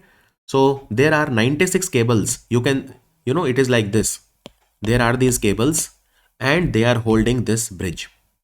Now what is the length of this cable? There are 96 cables and the length of this cable is 82 meter to 295 meter. Anything between that. Obviously, the more slanting the cable is, the longer it is. And this bridge has been designed to handle heavy storms. In fact, even if there is a wind of more than 200 km per hour, then it can take that also. The design and construction supervision of the bridge was done by an Italian company called Italfer, and the proof checking was done by COVI, which is a British company. Anji Khad Bridge connects Tunnel T2 and T3, which is on the Katra Banihal section of the, again, USB, Udhampur Srinagar Baramulla Railway Link Project. Government of Uttar Pradesh has launched a new initiative called Uttar Pradesh Open Network for Agriculture, UPONA, we call it UPONA, aimed at transforming the state's agriculture ecosystem. They have done it in collaboration with which company? They have done it in collaboration with Google Cloud India. The answer is option B, Google Cloud India. And basically, it is designed as a digital public infrastructure. Digital public infrastructure simply means any infrastructure which is digital in nature and it impacts public at large. So that is DPI. So this is designed as a digital public infrastructure, and this network, open network for agriculture, will allow the farmers. It will give the farmers agriculture advisory, credit mechanization, and market linkages. And the network will look to enable the farmer to easily access vital services through voice command in multiple languages: Hindi, Bengali, Telugu, Kannada, Gujarati, and Punjabi. So it will empower millions of farmers of UP with one-stop destination to advisory services, credit, mechanization, and market connectivity. It will also give real-time information to the farmers about weather data, climate data, microclimate, market prices, etc. So this initiative is based on something known as the Beacon Protocol. Beacon Protocol, BECKN. Beacon Protocol is an open standard for decentralized service discovery. If you want any platform where you want to serve the public at large, you can use Beacon Protocol. So Beacon Protocol provides the technological basis for any platform, and name of the platform is UPONA, Uttar Pradesh Open Network for Agriculture. And Google has also launched something called as VO recently, which can make videos for you, right? So VO2 has been launched recently by Google DeepMind. India and America recently announced cooperation on the co-production of US sonobuoys for undersea domain awareness for the Indian Navy. It is a high-end technology that allows the tracking submarines in the deep seas and the ocean.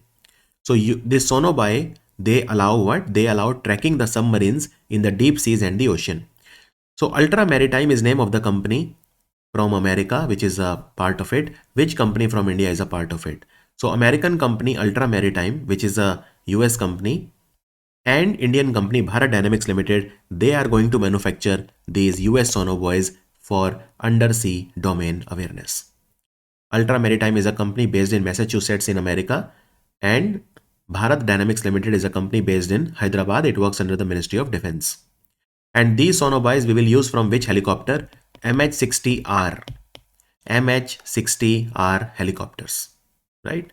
Even MQ-9B, the Sea Guardian drones, we can use these sonobuoys on this as well.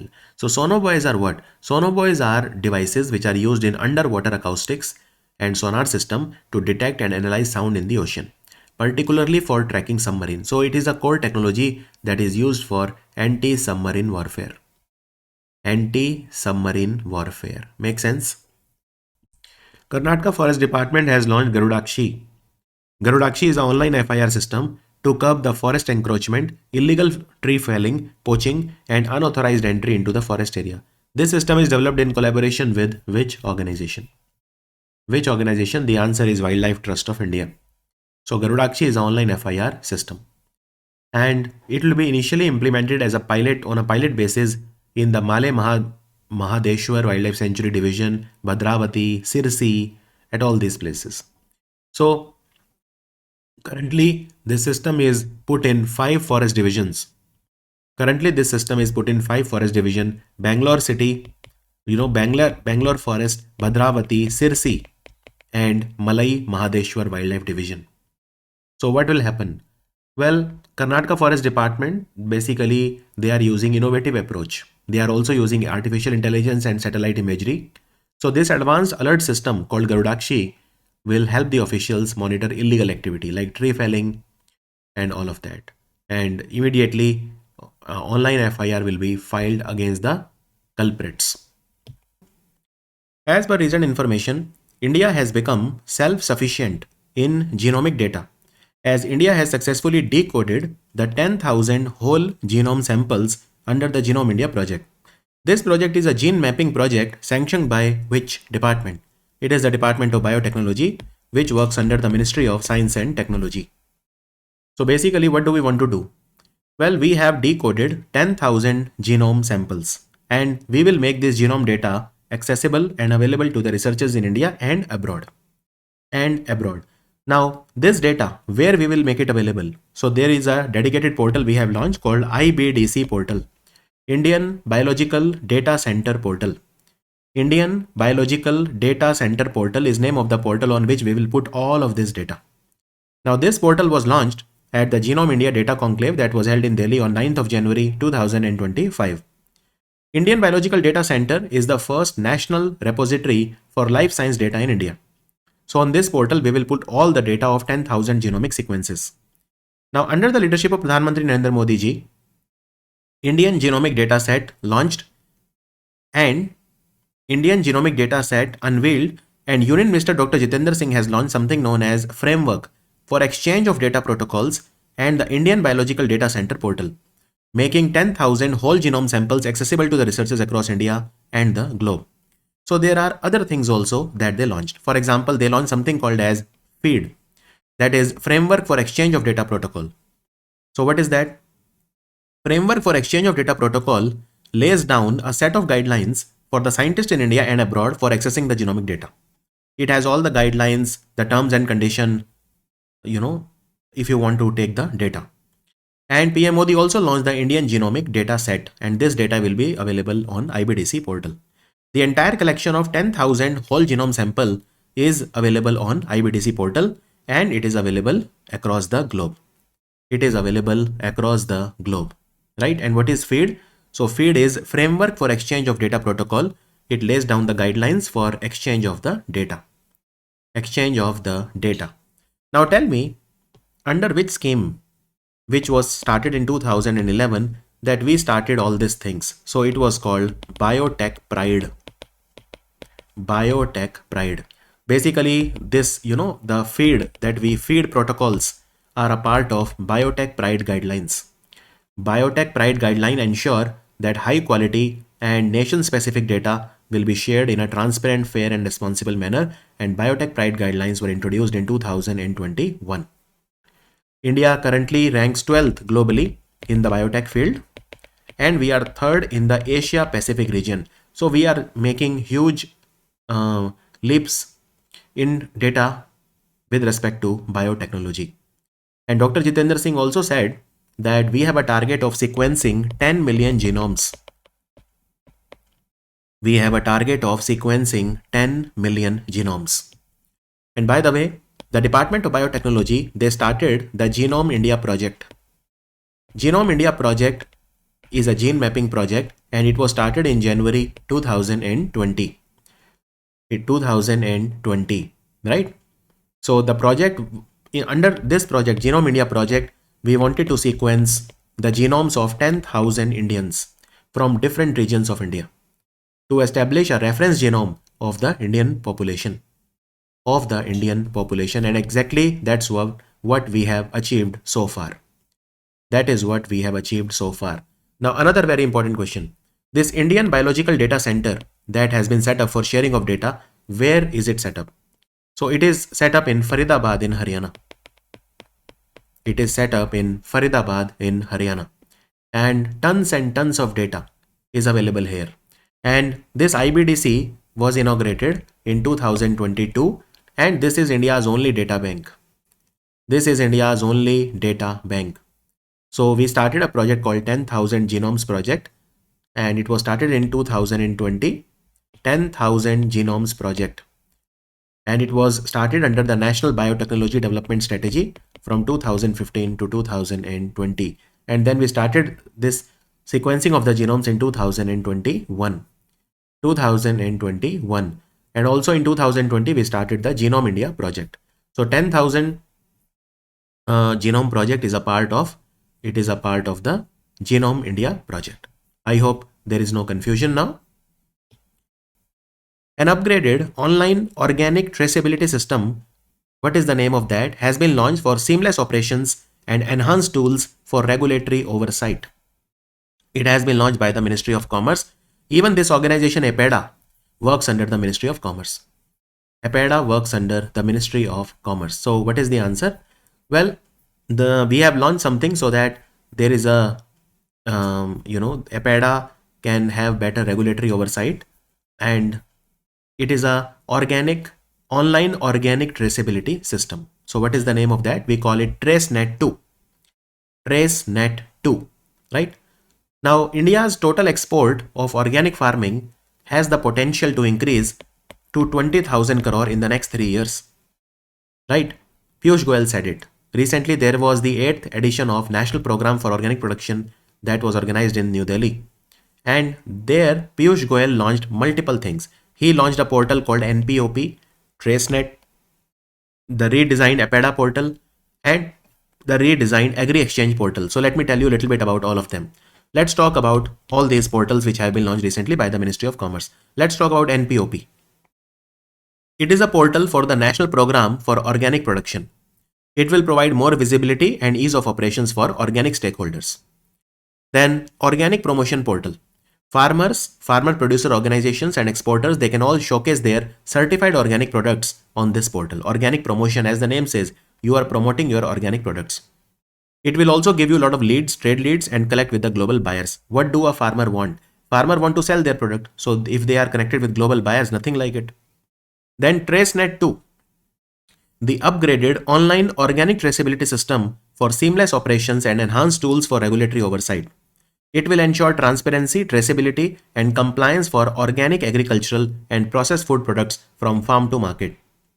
By integrating technology with agriculture, TraceNet empowers the stakeholders to streamline operations and meet global organic certification standards. Global Organic Certification Standards. APEDA portal. APEDA is basically for APEDA, Agriculture and Processed Food Exports Development Authority, and Agri Exchange portal.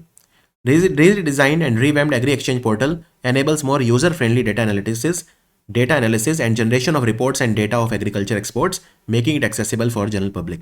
All the agriculture exports reports you can take here. Exporters, they can seamlessly connect with international buyers and sellers as well as explore comprehensive trade insights at their fingertips. So this is the portal, Agri Exchange portal. All of these were recently launched. Where? At the conference, National Program for Organic Production Conference, which took place in New Delhi. And when did this program start in India? NPOP program started in India in 2001. 2001, it is implemented by APEDA under the Ministry of Commerce. APEDA was set up in 1986.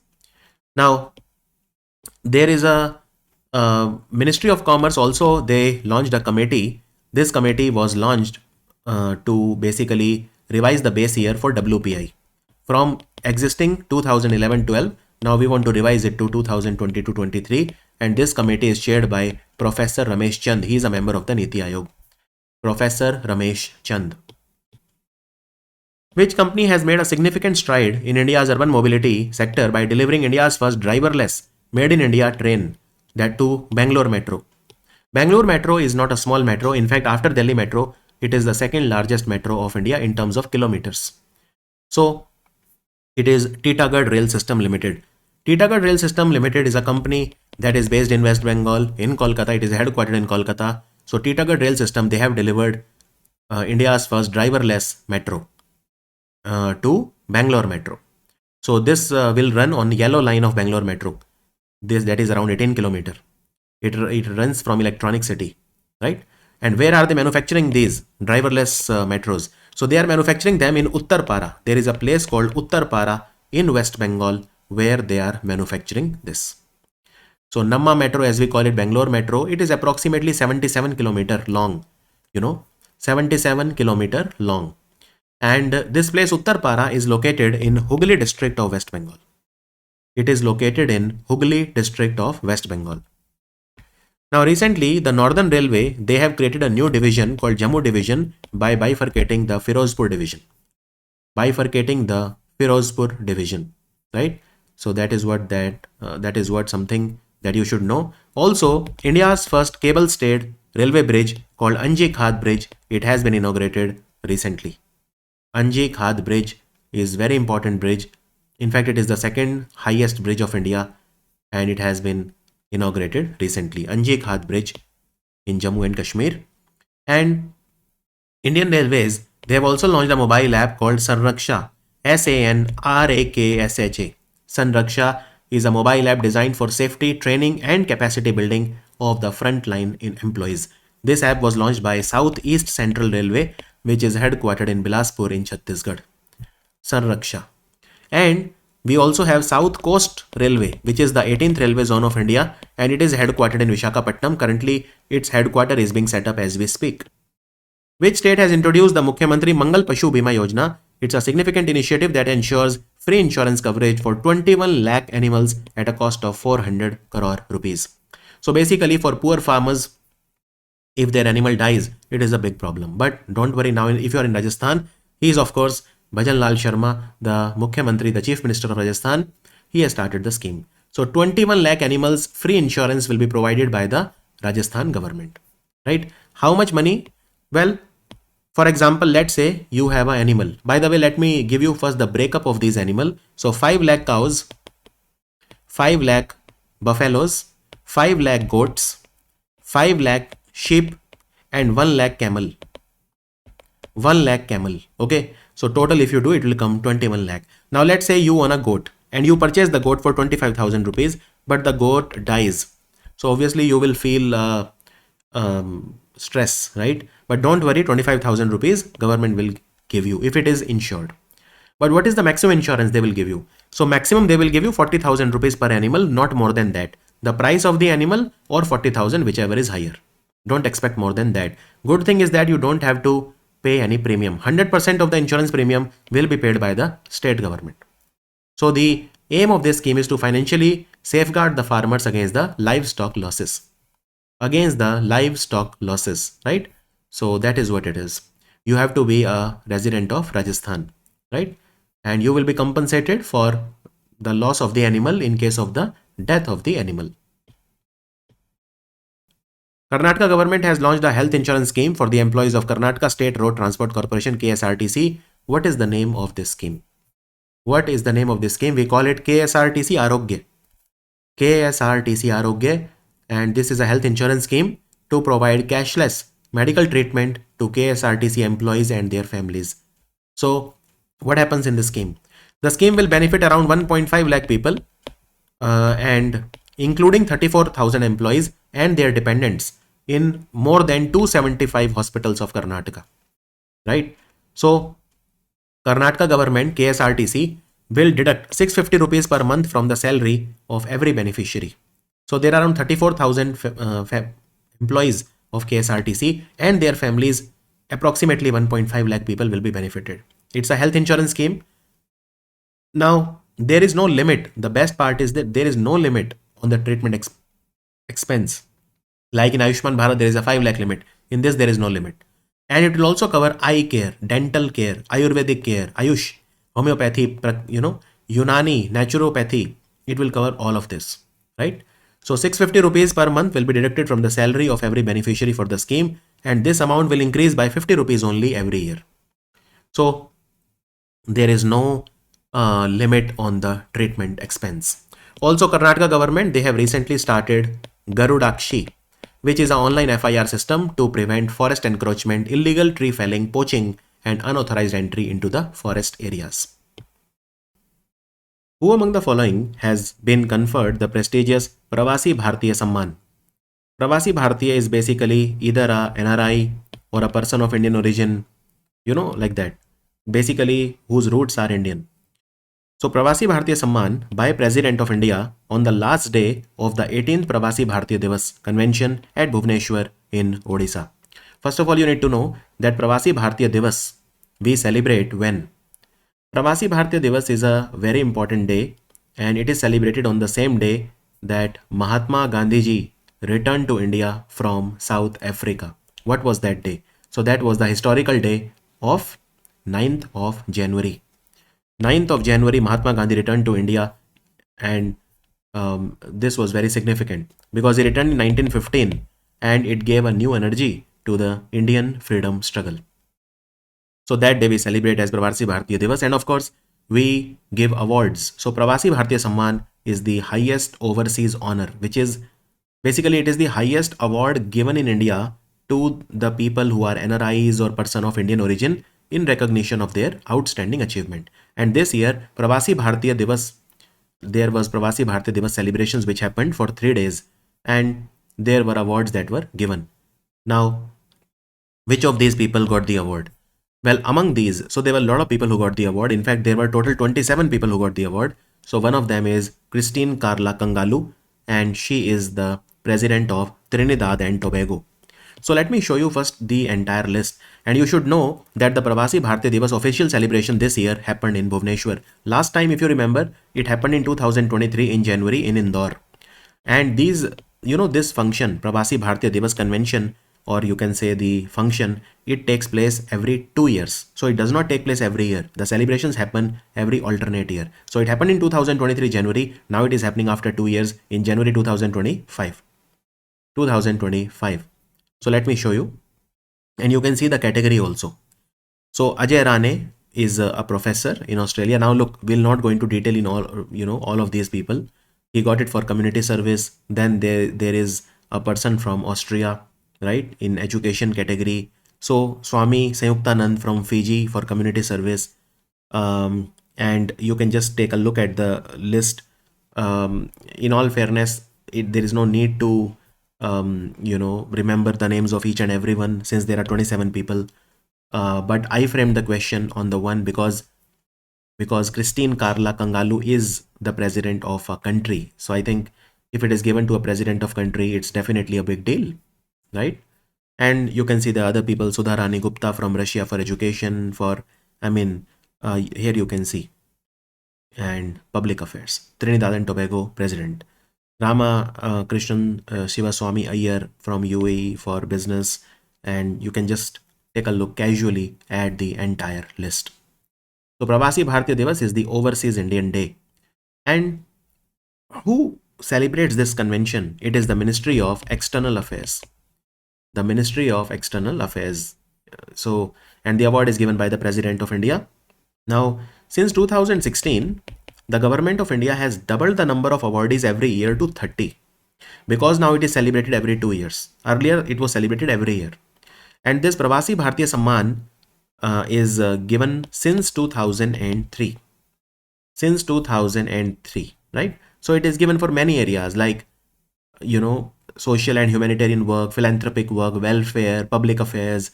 And this award carries a medal, a citation, a certificate. And yeah, that's it. And what was the theme of this year's Pravasi Bharatiya Divas? Diaspora's contribution to a Viksit Bharat. Diaspora's contribution to a Viksit Bharat, developed India. Viksit Bharat target is 2047. And diaspora means those Indians who are living abroad. Diaspora meaning is the citizens or the people who have roots in a country but they are living in some other country.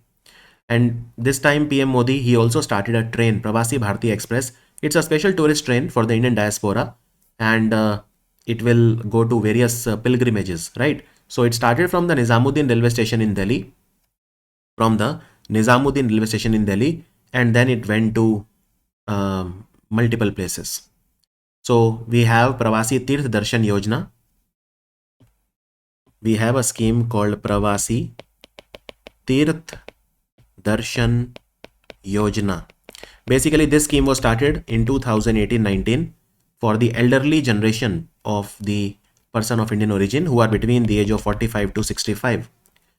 So this scheme was started for the senior citizen, I won't say senior citizen because you can see it is from 45 to 65. Just say elderly people rather than senior citizen, because when we say senior citizen, it automatically means that the person is above the age of 60. So we want to target the elderly population of 7 Girmitia countries. 7 Girmitia countries. There are multiple Girmitia countries. We are targeting 7 of them: Fiji, Guyana, Mauritius, South Africa, Suriname, Trinidad, Tobago, and Reunion Island. Now, what is Girmitia country? See, Girmitia countries are those countries where Indians, they used to go as indentured laborers in the 19th and the early 20th century. So a lot of Indians used to go there and they settled there. They worked as laborers, bonded laborers, you can say. So because a lot of these countries were British colonies, so British, they sent these people to work in these countries, and they settled there. So this scheme is, Pravasi Tirth Darshan Yojana. This scheme is aimed towards providing the people of Indian origin an opportunity to reconnect with their Indian roots. And basically, it is for those PIOs in Girmitia country who belong to the lower income group and unable to afford a visit to India. It's a 17-day program, and it is in coordination with IRCTC, Ministry of Railway, Pravasi Tirth Darshan Yojana. So this year also Pravasi Bharati Express train was started under the Pravasi Tirth Darshan Yojana, and it took off from Hazrat Nizamuddin railway station in New Delhi. Hazrat Nizamuddin railway station in New Delhi. As per recent information, during the 109th Foundation Day celebration of the Indian Council of Agriculture Research Central Plantation Crop Research Institute. So we have Central Plantation Crop Research Institute, which is located in Kasaragod in Kerala. The Kisan Samruddhi Market Portal was launched. Now, which institute has developed this portal? It is developed by Agriculture Technology Application Research Institute, which is located in Bengaluru. Agriculture Technology Application Research Institute, or ATARI, which is located in Bengaluru. So what is all this about? What are plantation crops? Well, plantation crops are those crops, like for example, which are basically in the tropical or subtropical areas, which are commercial crops, which are grown in a very large area. They are also known as cash crops. So plantation crops are also known as cash crops because they are grown mainly for selling, not for consumption, like coffee, tea, rubber, coconut, like sugar cane, like cotton, palm oil. I mean, all these are plantation crops. So in India, you will find a lot of plantation crops in Karnataka, Kerala, in Maharashtra, Madhya Pradesh, even Assam, Gujarat. So these are called plantation crops. And we are celebrating 109th Foundation Day of Central Plantation Crop Research Institute. Central Plantation Crop Research Institute. And what will this portal do? Kisan Samriddhi Market Portal. So basically it will promote wider reach, transparency, market access and fair pricing. So this portal basically enables direct online sale of seeds and plantation material, bioproducts, value-added products. So this portal enables direct selling, online selling of seeds, planting material, bioproducts, value-added products and technological items, which are produced by the Krishi Vigyan Kendra, supported farmer producer organizations, entrepreneurs and self-help groups. It will give the farmers a wider reach, transparency, market access and fair pricing. This portal was developed by ATARI, based in Bengaluru, and it will be managed by the Krishi Vigyan Kendra, which is based in Pathanamthitta district of Kerala. Now Pathanamthitta is the same district where you have the Sabarimala pilgrimage. And the online portal is currently operational in Karnataka, Kerala and Lakshadweep, but it will be expanded to other states as well. So ATARI has obtained the Kisan Samriddhi trademark registration also, and they have obtained it for about 150 products and services. Is that understood? Indian Navy, they have recently received the 6 Scorpion class submarine called Vaghshir. Vaghshir has been manufactured by which company? It's a very easy question. Now you know that these are called Kalvari class submarine because first one was Kalvari, then Khanderi, then Karanj, Vela, then Vaghir and finally Vaghshir. So this project was called Project 75, under which 6 submarines were made for the Indian Navy, and these were all the 6 were made by Mazagon Dock Shipbuilder Limited. Mazagon Dock Shipbuilder. So these are Kalvari class, or you can also say Scorpion class submarines. Now what will be these submarines used for? They will be used for multiple things like anti-surface warfare, even anti-submarine warfare, intelligence gathering, surveillance, combat operations. They will be used for multiple things. Is that understood? And now of course we are starting with a new project which is called Project 75I. Here again 6 submarines will be built, and who is going to build it? So the contract has not been finalized by the government of India so far. Okay, it can be given to there are 2 teams. So one team is Mazagon Dock Shipbuilder and German company ThyssenKrupp. That is one team. So either it can be given to this team, the German team, or you have the Spanish company. So Larsen and Toubro, they have partnered with a Spanish company called Navantia, Navantia, Navantia. It will be either given to them, or they can also split it like 3 you make and 3 you make. We'll see who gets Project 75I. Singapore. Now look, I taught you Henley Passport Index 2024 in November. Now 2 months later, they have given Henley Passport Index latest one, that is 2025. So Singapore has the most powerful passport in the world. Once again, if you have Singapore's passport, you can travel to visa-free 195 out of 227 destinations worldwide. 195 countries you can travel visa-free. What is the rank of India? India's rank has slipped to 85 in the 2025 version. And let me tell you, Japan has the second most powerful passport. If you have Japanese passport, you can visit 193 countries visa-free. Very important. So India has the 85th most powerful passport. Now here I would like to stress upon a fact. So you can see India's rank is 85, and if you have the passport of India, you can travel to 57 countries visa-free. In 2024, it was 62. So actually our passport rank has dropped from 80th position to 85th position. Here I would also like to tell you that India shares its 85th rank with two countries, Equatorial Guinea and Niger. Equatorial Guinea and Niger. Anemia phone. Anemia phone is a technology developed by which institute? And this is a technology to accurately, quickly and cheaply assess iron deficiency.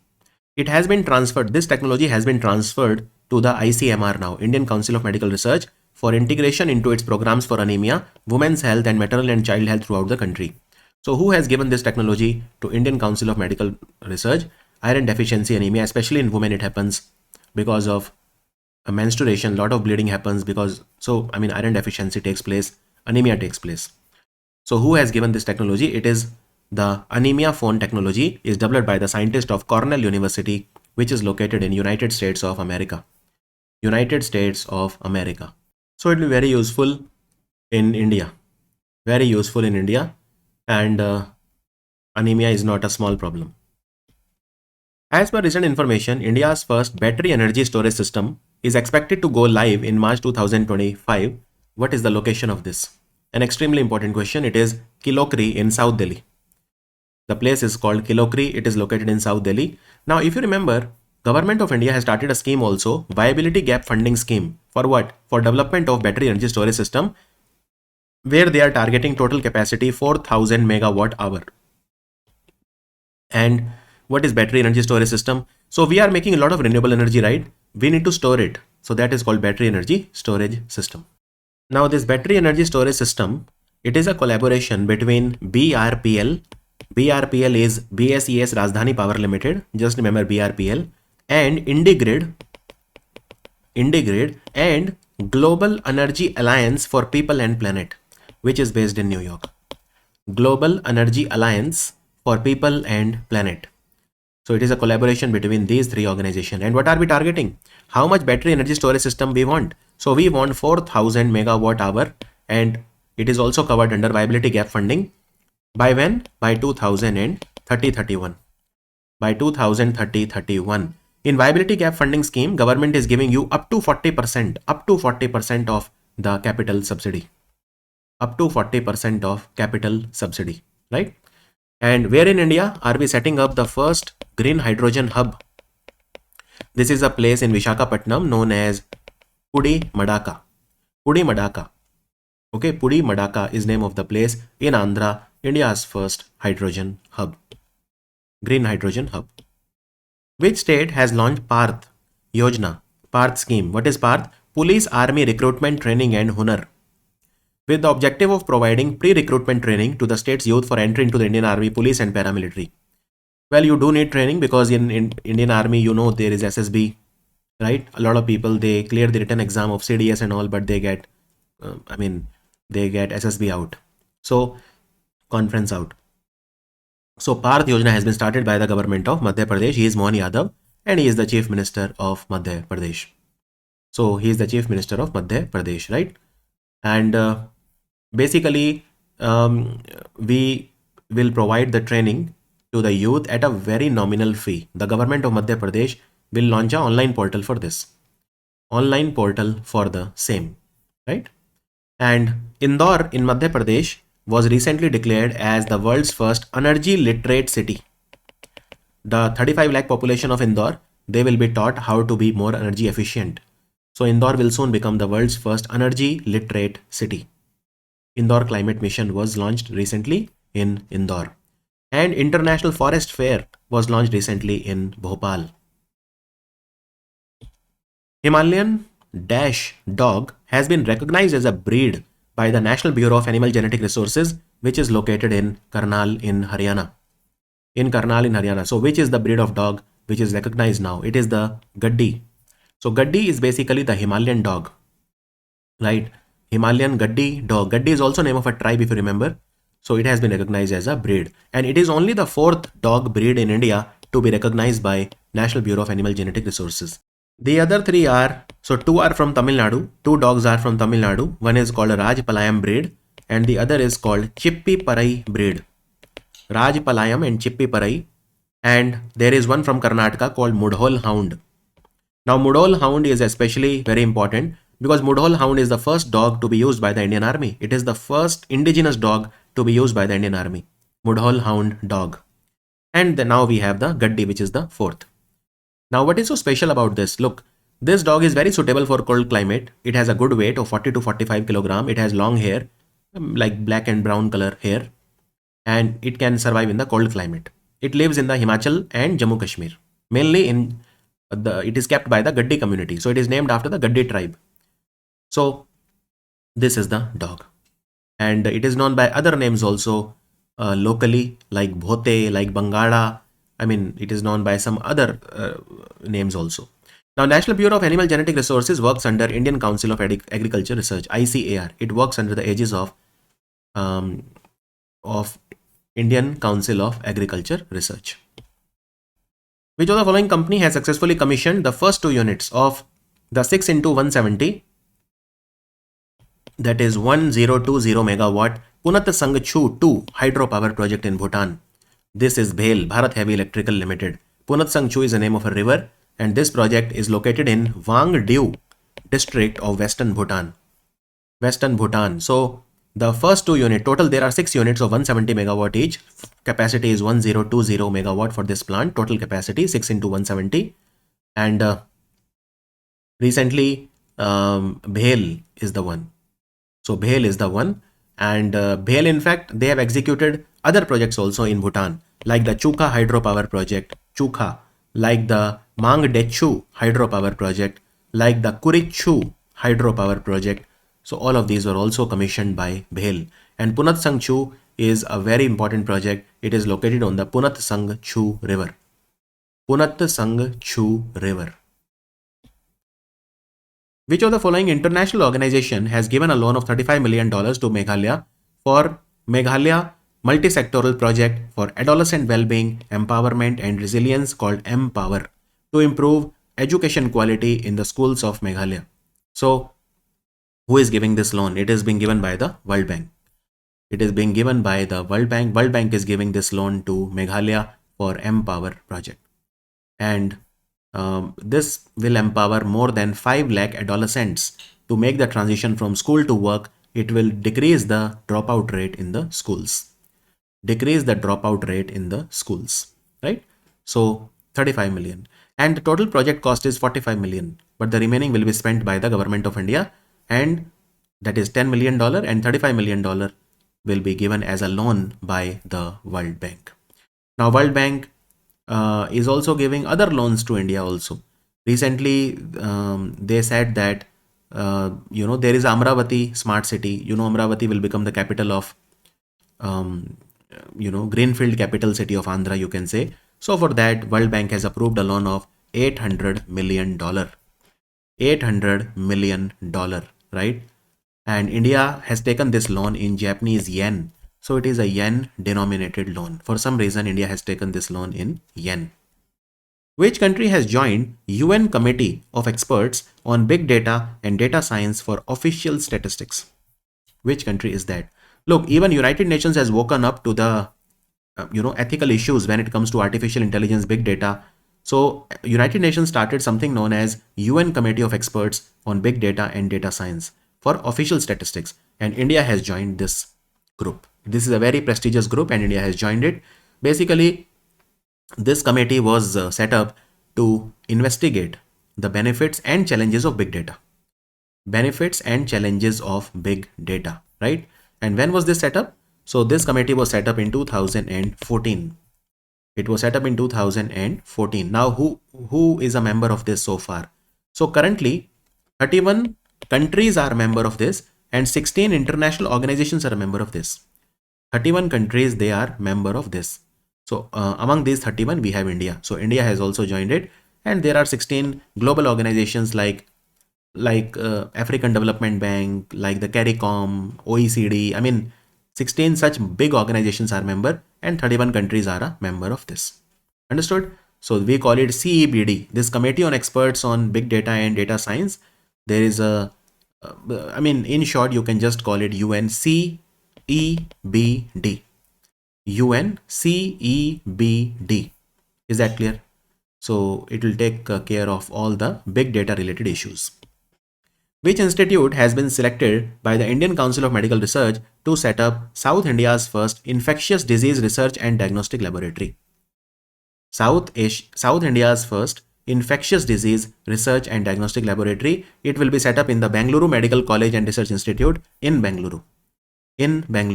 Look, BMCRI, Bengaluru Medical College and Research Institution, it comes under Rajiv Gandhi University of Health Sciences. It is an autonomous institution under the Rajiv Gandhi University of Health Sciences in Bengaluru. So Indian Council of Medical Research, what do they want to do? They want to set up 10 IRDL, Infectious Disease Research and Diagnostic Laboratory in India, to strengthen the diagnostic capacity of India. And since it has been set up in Bangalore, so the samples will not be needed to be sent to North India, etc. So this laboratory will basically focus on disease which are caused by bacteria, fungi and parasites. It will help in faster diagnosis and improving the healthcare outcomes, right? So that is about it. And Indian Council of Medical Research works under the Ministry of Health and Family Welfare. Here I would also like to tell you that there are some other IRDLs also which are being proposed. For example, there is one coming up in AIIMS, Raipur in Chhattisgarh. There is one coming up in Lucknow in King George Medical College. There is one coming up in Bangalore Medical College and Research Institute in Karnataka.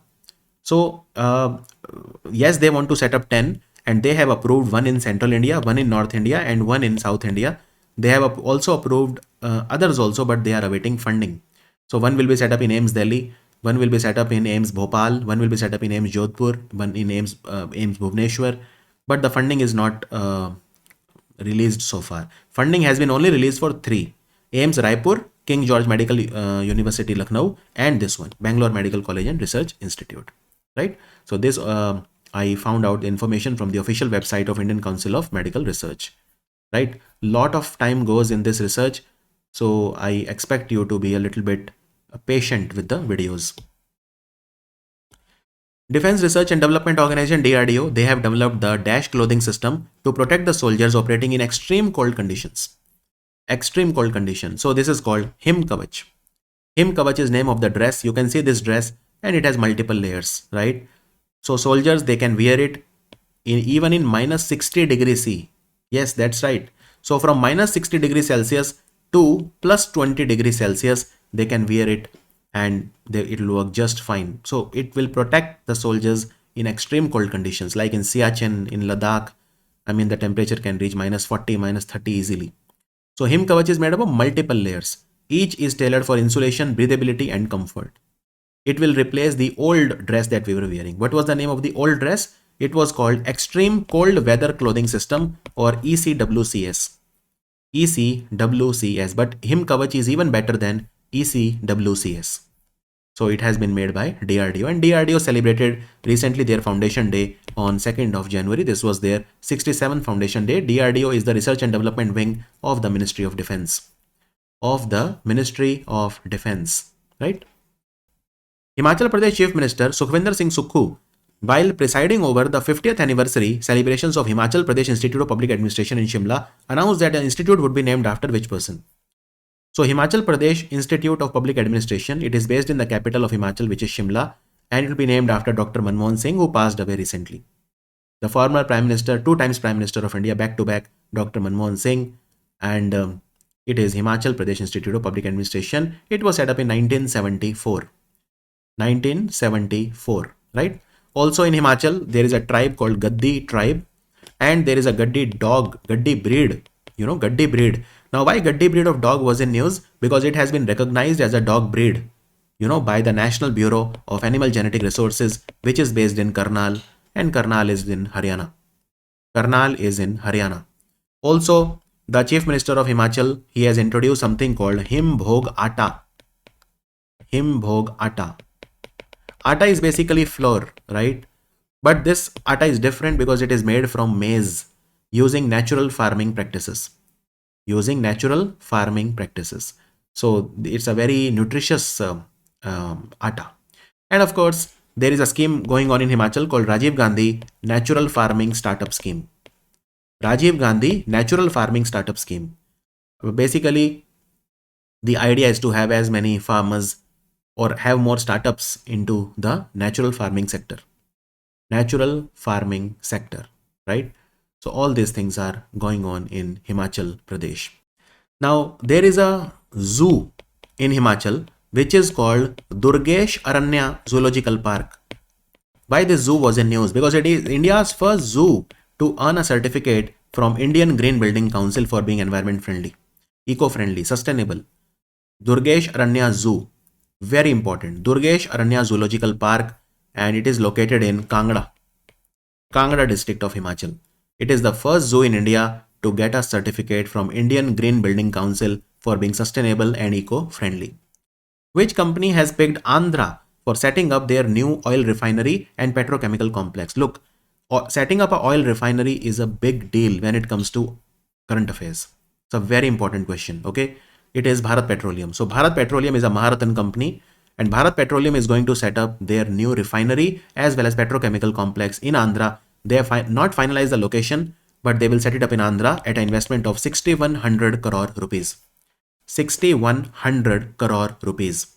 And they have not revealed the timeline for completing the project, but they are saying that this refinery, the capacity will be 9 million ton per day. 9 million ton of crude oil can be refined here every day. Big deal, again, big deal, right?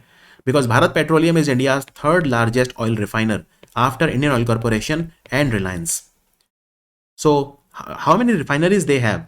Bharat Petroleum, so they own Numaligarh refinery. They own the Kochi refinery in Kerala, Numaligarh refinery in Assam. They also own the Bina refinery. Bina refinery is in Madhya Pradesh, and they have a refinery in Mumbai also. So these are the refineries of BPCL, and BPCL is a Maharatan company which works under the Ministry of Petroleum and Natural Gas. Ministry of Petroleum and Natural Gas. Also, don't forget some other things in Andhra, like there is a place called Pudi Madaka. I really don't know how to pronounce it. Pudi Madaka or Pudi Madaka. Anyways, it is a place near Vishakhapatnam. This is where India's first green hydrogen hub will be set up by NTPC Green Energy Limited, NGEL. And also South Coast Railway Headquarter will be set up in Vishakhapatnam, and Bulk Drug Park will be set up in Anakkapalli, and Krish City will be set up in Krishnapatnam in Tirupati. Which state and Toyama?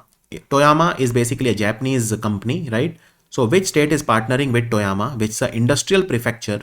So prefecture is like a state, On the Japan sea coast, they have renewed their MOU to strengthen bilateral ties and promote cooperation in manufacturing, pharmaceuticals, tourism, and digital innovation. So Toyama, which is like an industrial smart city, you can say, in Japan, they will work closely with the government of Andhra. The answer is again Andhra. And in Japan, there is an island called Honshu. So the Toyama state is located on the Honshu island. So this agreement is between Toyama and Andhra. Andhra will be helped by Toyama in pharmaceutical manufacturing, tourism, and digital innovation. Does that make sense? And do you know that there is a Japanese city, or you can say Japanese state, right? So they have also recently partnered with Uttar Pradesh. Now, can you tell me which is that city of Uttar Pradesh that is being helped by Japan, or vice versa? So basically, there is an agreement between UP and Yamanashi province of Japan. UP and Yamanashi province of Japan. In fact, in the past, you must have heard there was an agreement between Varanasi and Kyoto. Varanasi and Kyoto agreement was also there, right? ISRO, LVM-3 rocket. They will launch it. They have not given a concrete date. LVM-3 rocket will carry the Bluebird Block 2 satellites that plan to provide space-based cellular broadband network services on smartphones. So this satellite is associated with which company? Basically, it's a US company called AST Space Mobile. Now, AST Space Mobile is launching some satellites called Bluebird Block 2 satellite that will provide space-based cellular broadband network services on your smartphones. And which satellite of, which rocket of ISRO will launch it? Well, it is LVM-3 M5 is the name. It is a variant of LVM-3. This is the mission, LVM-3 M5 mission. And when will this mission be launched? Somewhere in March. They have not given the exact date, right? What is the weight of this satellite, Bluebird? It is around 6,000 kg. And ISRO will put it into the low Earth orbit. So it will provide affordable 5G broadband service from space to billions of people worldwide. And it is a company that is based in Texas. AST Space Mobile is a company that is based in Texas in America. Texas in America. Prime Minister of India has inaugurated the Sonmarg Tunnel. This tunnel is located in which district? Sonmarg Tunnel is located in Central Kashmir, that is Gandarbal district. Gandarbal district, it is also known as Z-Mode Tunnel. Z-Mode Tunnel. Basically, why it is called Z-Mode Tunnel? So, Z-Mode is basically Z-turn. It is the Hindi word for Z-turn. So, there is a road which was Z-shaped. This tunnel has replaced that road. So, this tunnel is built under the Thajivas Glacier, and basically the tunnel will bypass the landslide and avalanche prone areas, making travel safer and more reliable. So Z mode is the Z-shaped road section near the construction site, and this project is overseen by NHIDCL, National Highways and Infrastructure Development Corporation Limited. This is the company. And why was this tunnel needed? Look, this tunnel is located at a height of 2,637 meter, which is like 8,600 feet above the sea level. So it is prone to snow avalanches and this area. But because of this tunnel, you will drive safe. And this tunnel has been built at a cost of 2,680 crore rupees. So it is a 6.5 kilometer 2-lane tunnel, and it has all the latest technologies also. This tunnel has been built using a technology called NATM, or New Austrian Tunneling Method. New Austrian Tunneling Method. It will be part of NH1 Srinagar-Leh Highway. Srinagar-Leh Highway. It has good ventilation. It has all those finest things which are available. So 6.426 kilometer is the long tunnel, and 0.6 kilometer is the long ventilation tunnel. Just remember, it is around 6.5 kilometer and that length, and that is good enough at your level. So once you cross this tunnel, you will then enter the, it's a part of Srinagar-Leh, right? Road, NH1.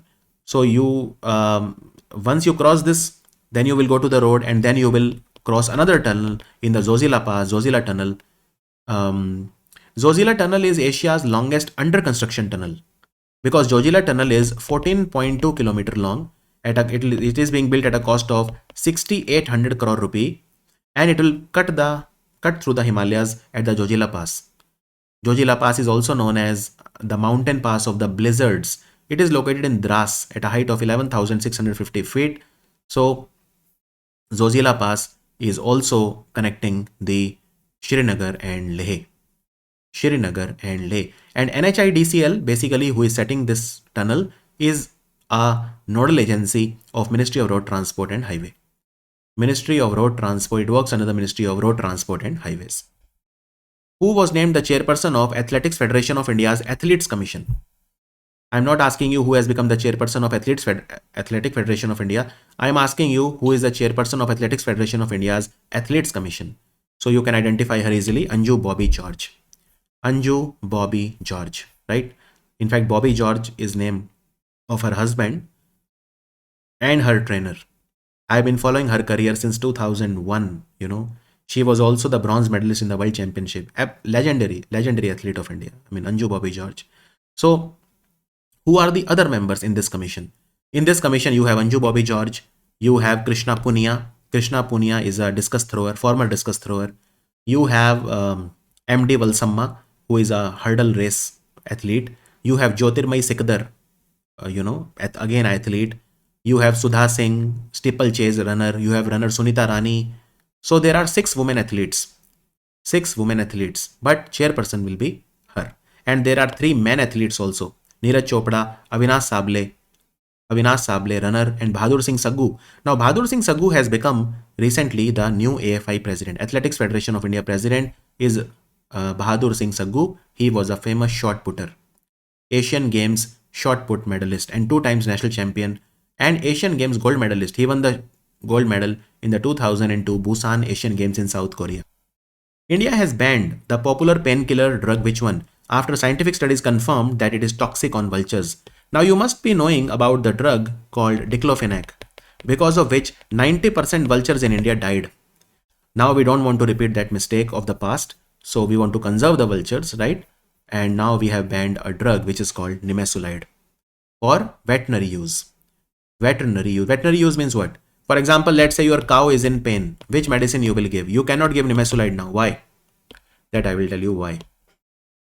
So let's say you have a cow and the cow is in pain. Now you give the cow nimesulide or you give her a diclofenac. Both are extremely dangerous to vultures. So you have given her. Now the problem is that these medicines, they don't come out of the body of the cow easily. Yes, she will be relieved of the pain. Now what happens? Let's say the cow dies. Even if she dies a natural death, the drugs will still be in the system, because these drugs, they remain in the system for a long time. Now the dead animals are eaten by vulture. So vulture will eat the dead cow, right? That is how the food chain works in animals. Scavengers, these are called scavenger birds. Vulture, eagle and all this. So vulture will eat the cow. So what will happen? From the body of the cow, the nimesulide and diclofenac will reach the body of the vulture. And vulture, the problem is that, for example, diclofenac, the vulture kidney used to fail because of the consuming of diclofenac. So we don't want to repeat the same mistake that we did earlier. So now nimesulide has been banned. Banned by whom? Banned by Central Drugs Standard Control Organization. This is the regulatory body for drugs and medical products in India. And banned under which section? Banned under section 26A of the Drugs and Cosmetics Act of 1940. Banned under section 26A of the Drugs and Cosmetics Act of 1940. So nimesulide is a anti-pain or painkiller, and but the problem is that it is not good for vultures.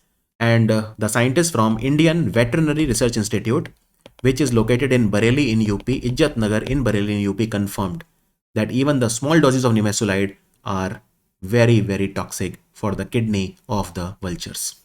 Now, which are the safe drugs? So for example, if you have a cow or buffalo or any animal suffering from pain, what to give? Only 2 drugs are safe: meloxicam and tolfenamic acid.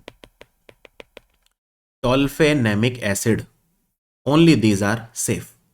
And by the way, India has recently created a new drug. Our first drug we have created in the last 30-40 years, it is called nephithromycin. This is an antibiotic that India has created, completely indigenous. First indigenous antibiotic, right? Nephithromycin. Nephithromycin has been created for drug-resistant pneumonia, for community-acquired bacterial pneumonia. Pneumonia is written like this: Pneumonia. Community-acquired bacterial pneumonia. Nephithromycin. It is a multi-drug resistant pneumonia called community-acquired bacterial pneumonia. And it is being sold under the market by what name? It is being sold under the trade name Micnaf. By which pharmaceutical company? The pharmaceutical company is called Volcart. So this is a drug which is our indigenous drug, and we have given the Ministry of Science and Technology, they have given the approval, commercial manufacturing approval, to the company Volcart for selling it under the name Micnaf. So that was the video for the expected questions for SBI Clerk 2025. Exam is not very far away. I would like to tell you that I have a paid course for SBI Clerk Current Affairs. I have put the link in the description and in the pinned comment. So do check that out if you need more hand holding, if you need more questions, detailed explanation, banking awareness current and static both. So do check that out. Thank you for watching.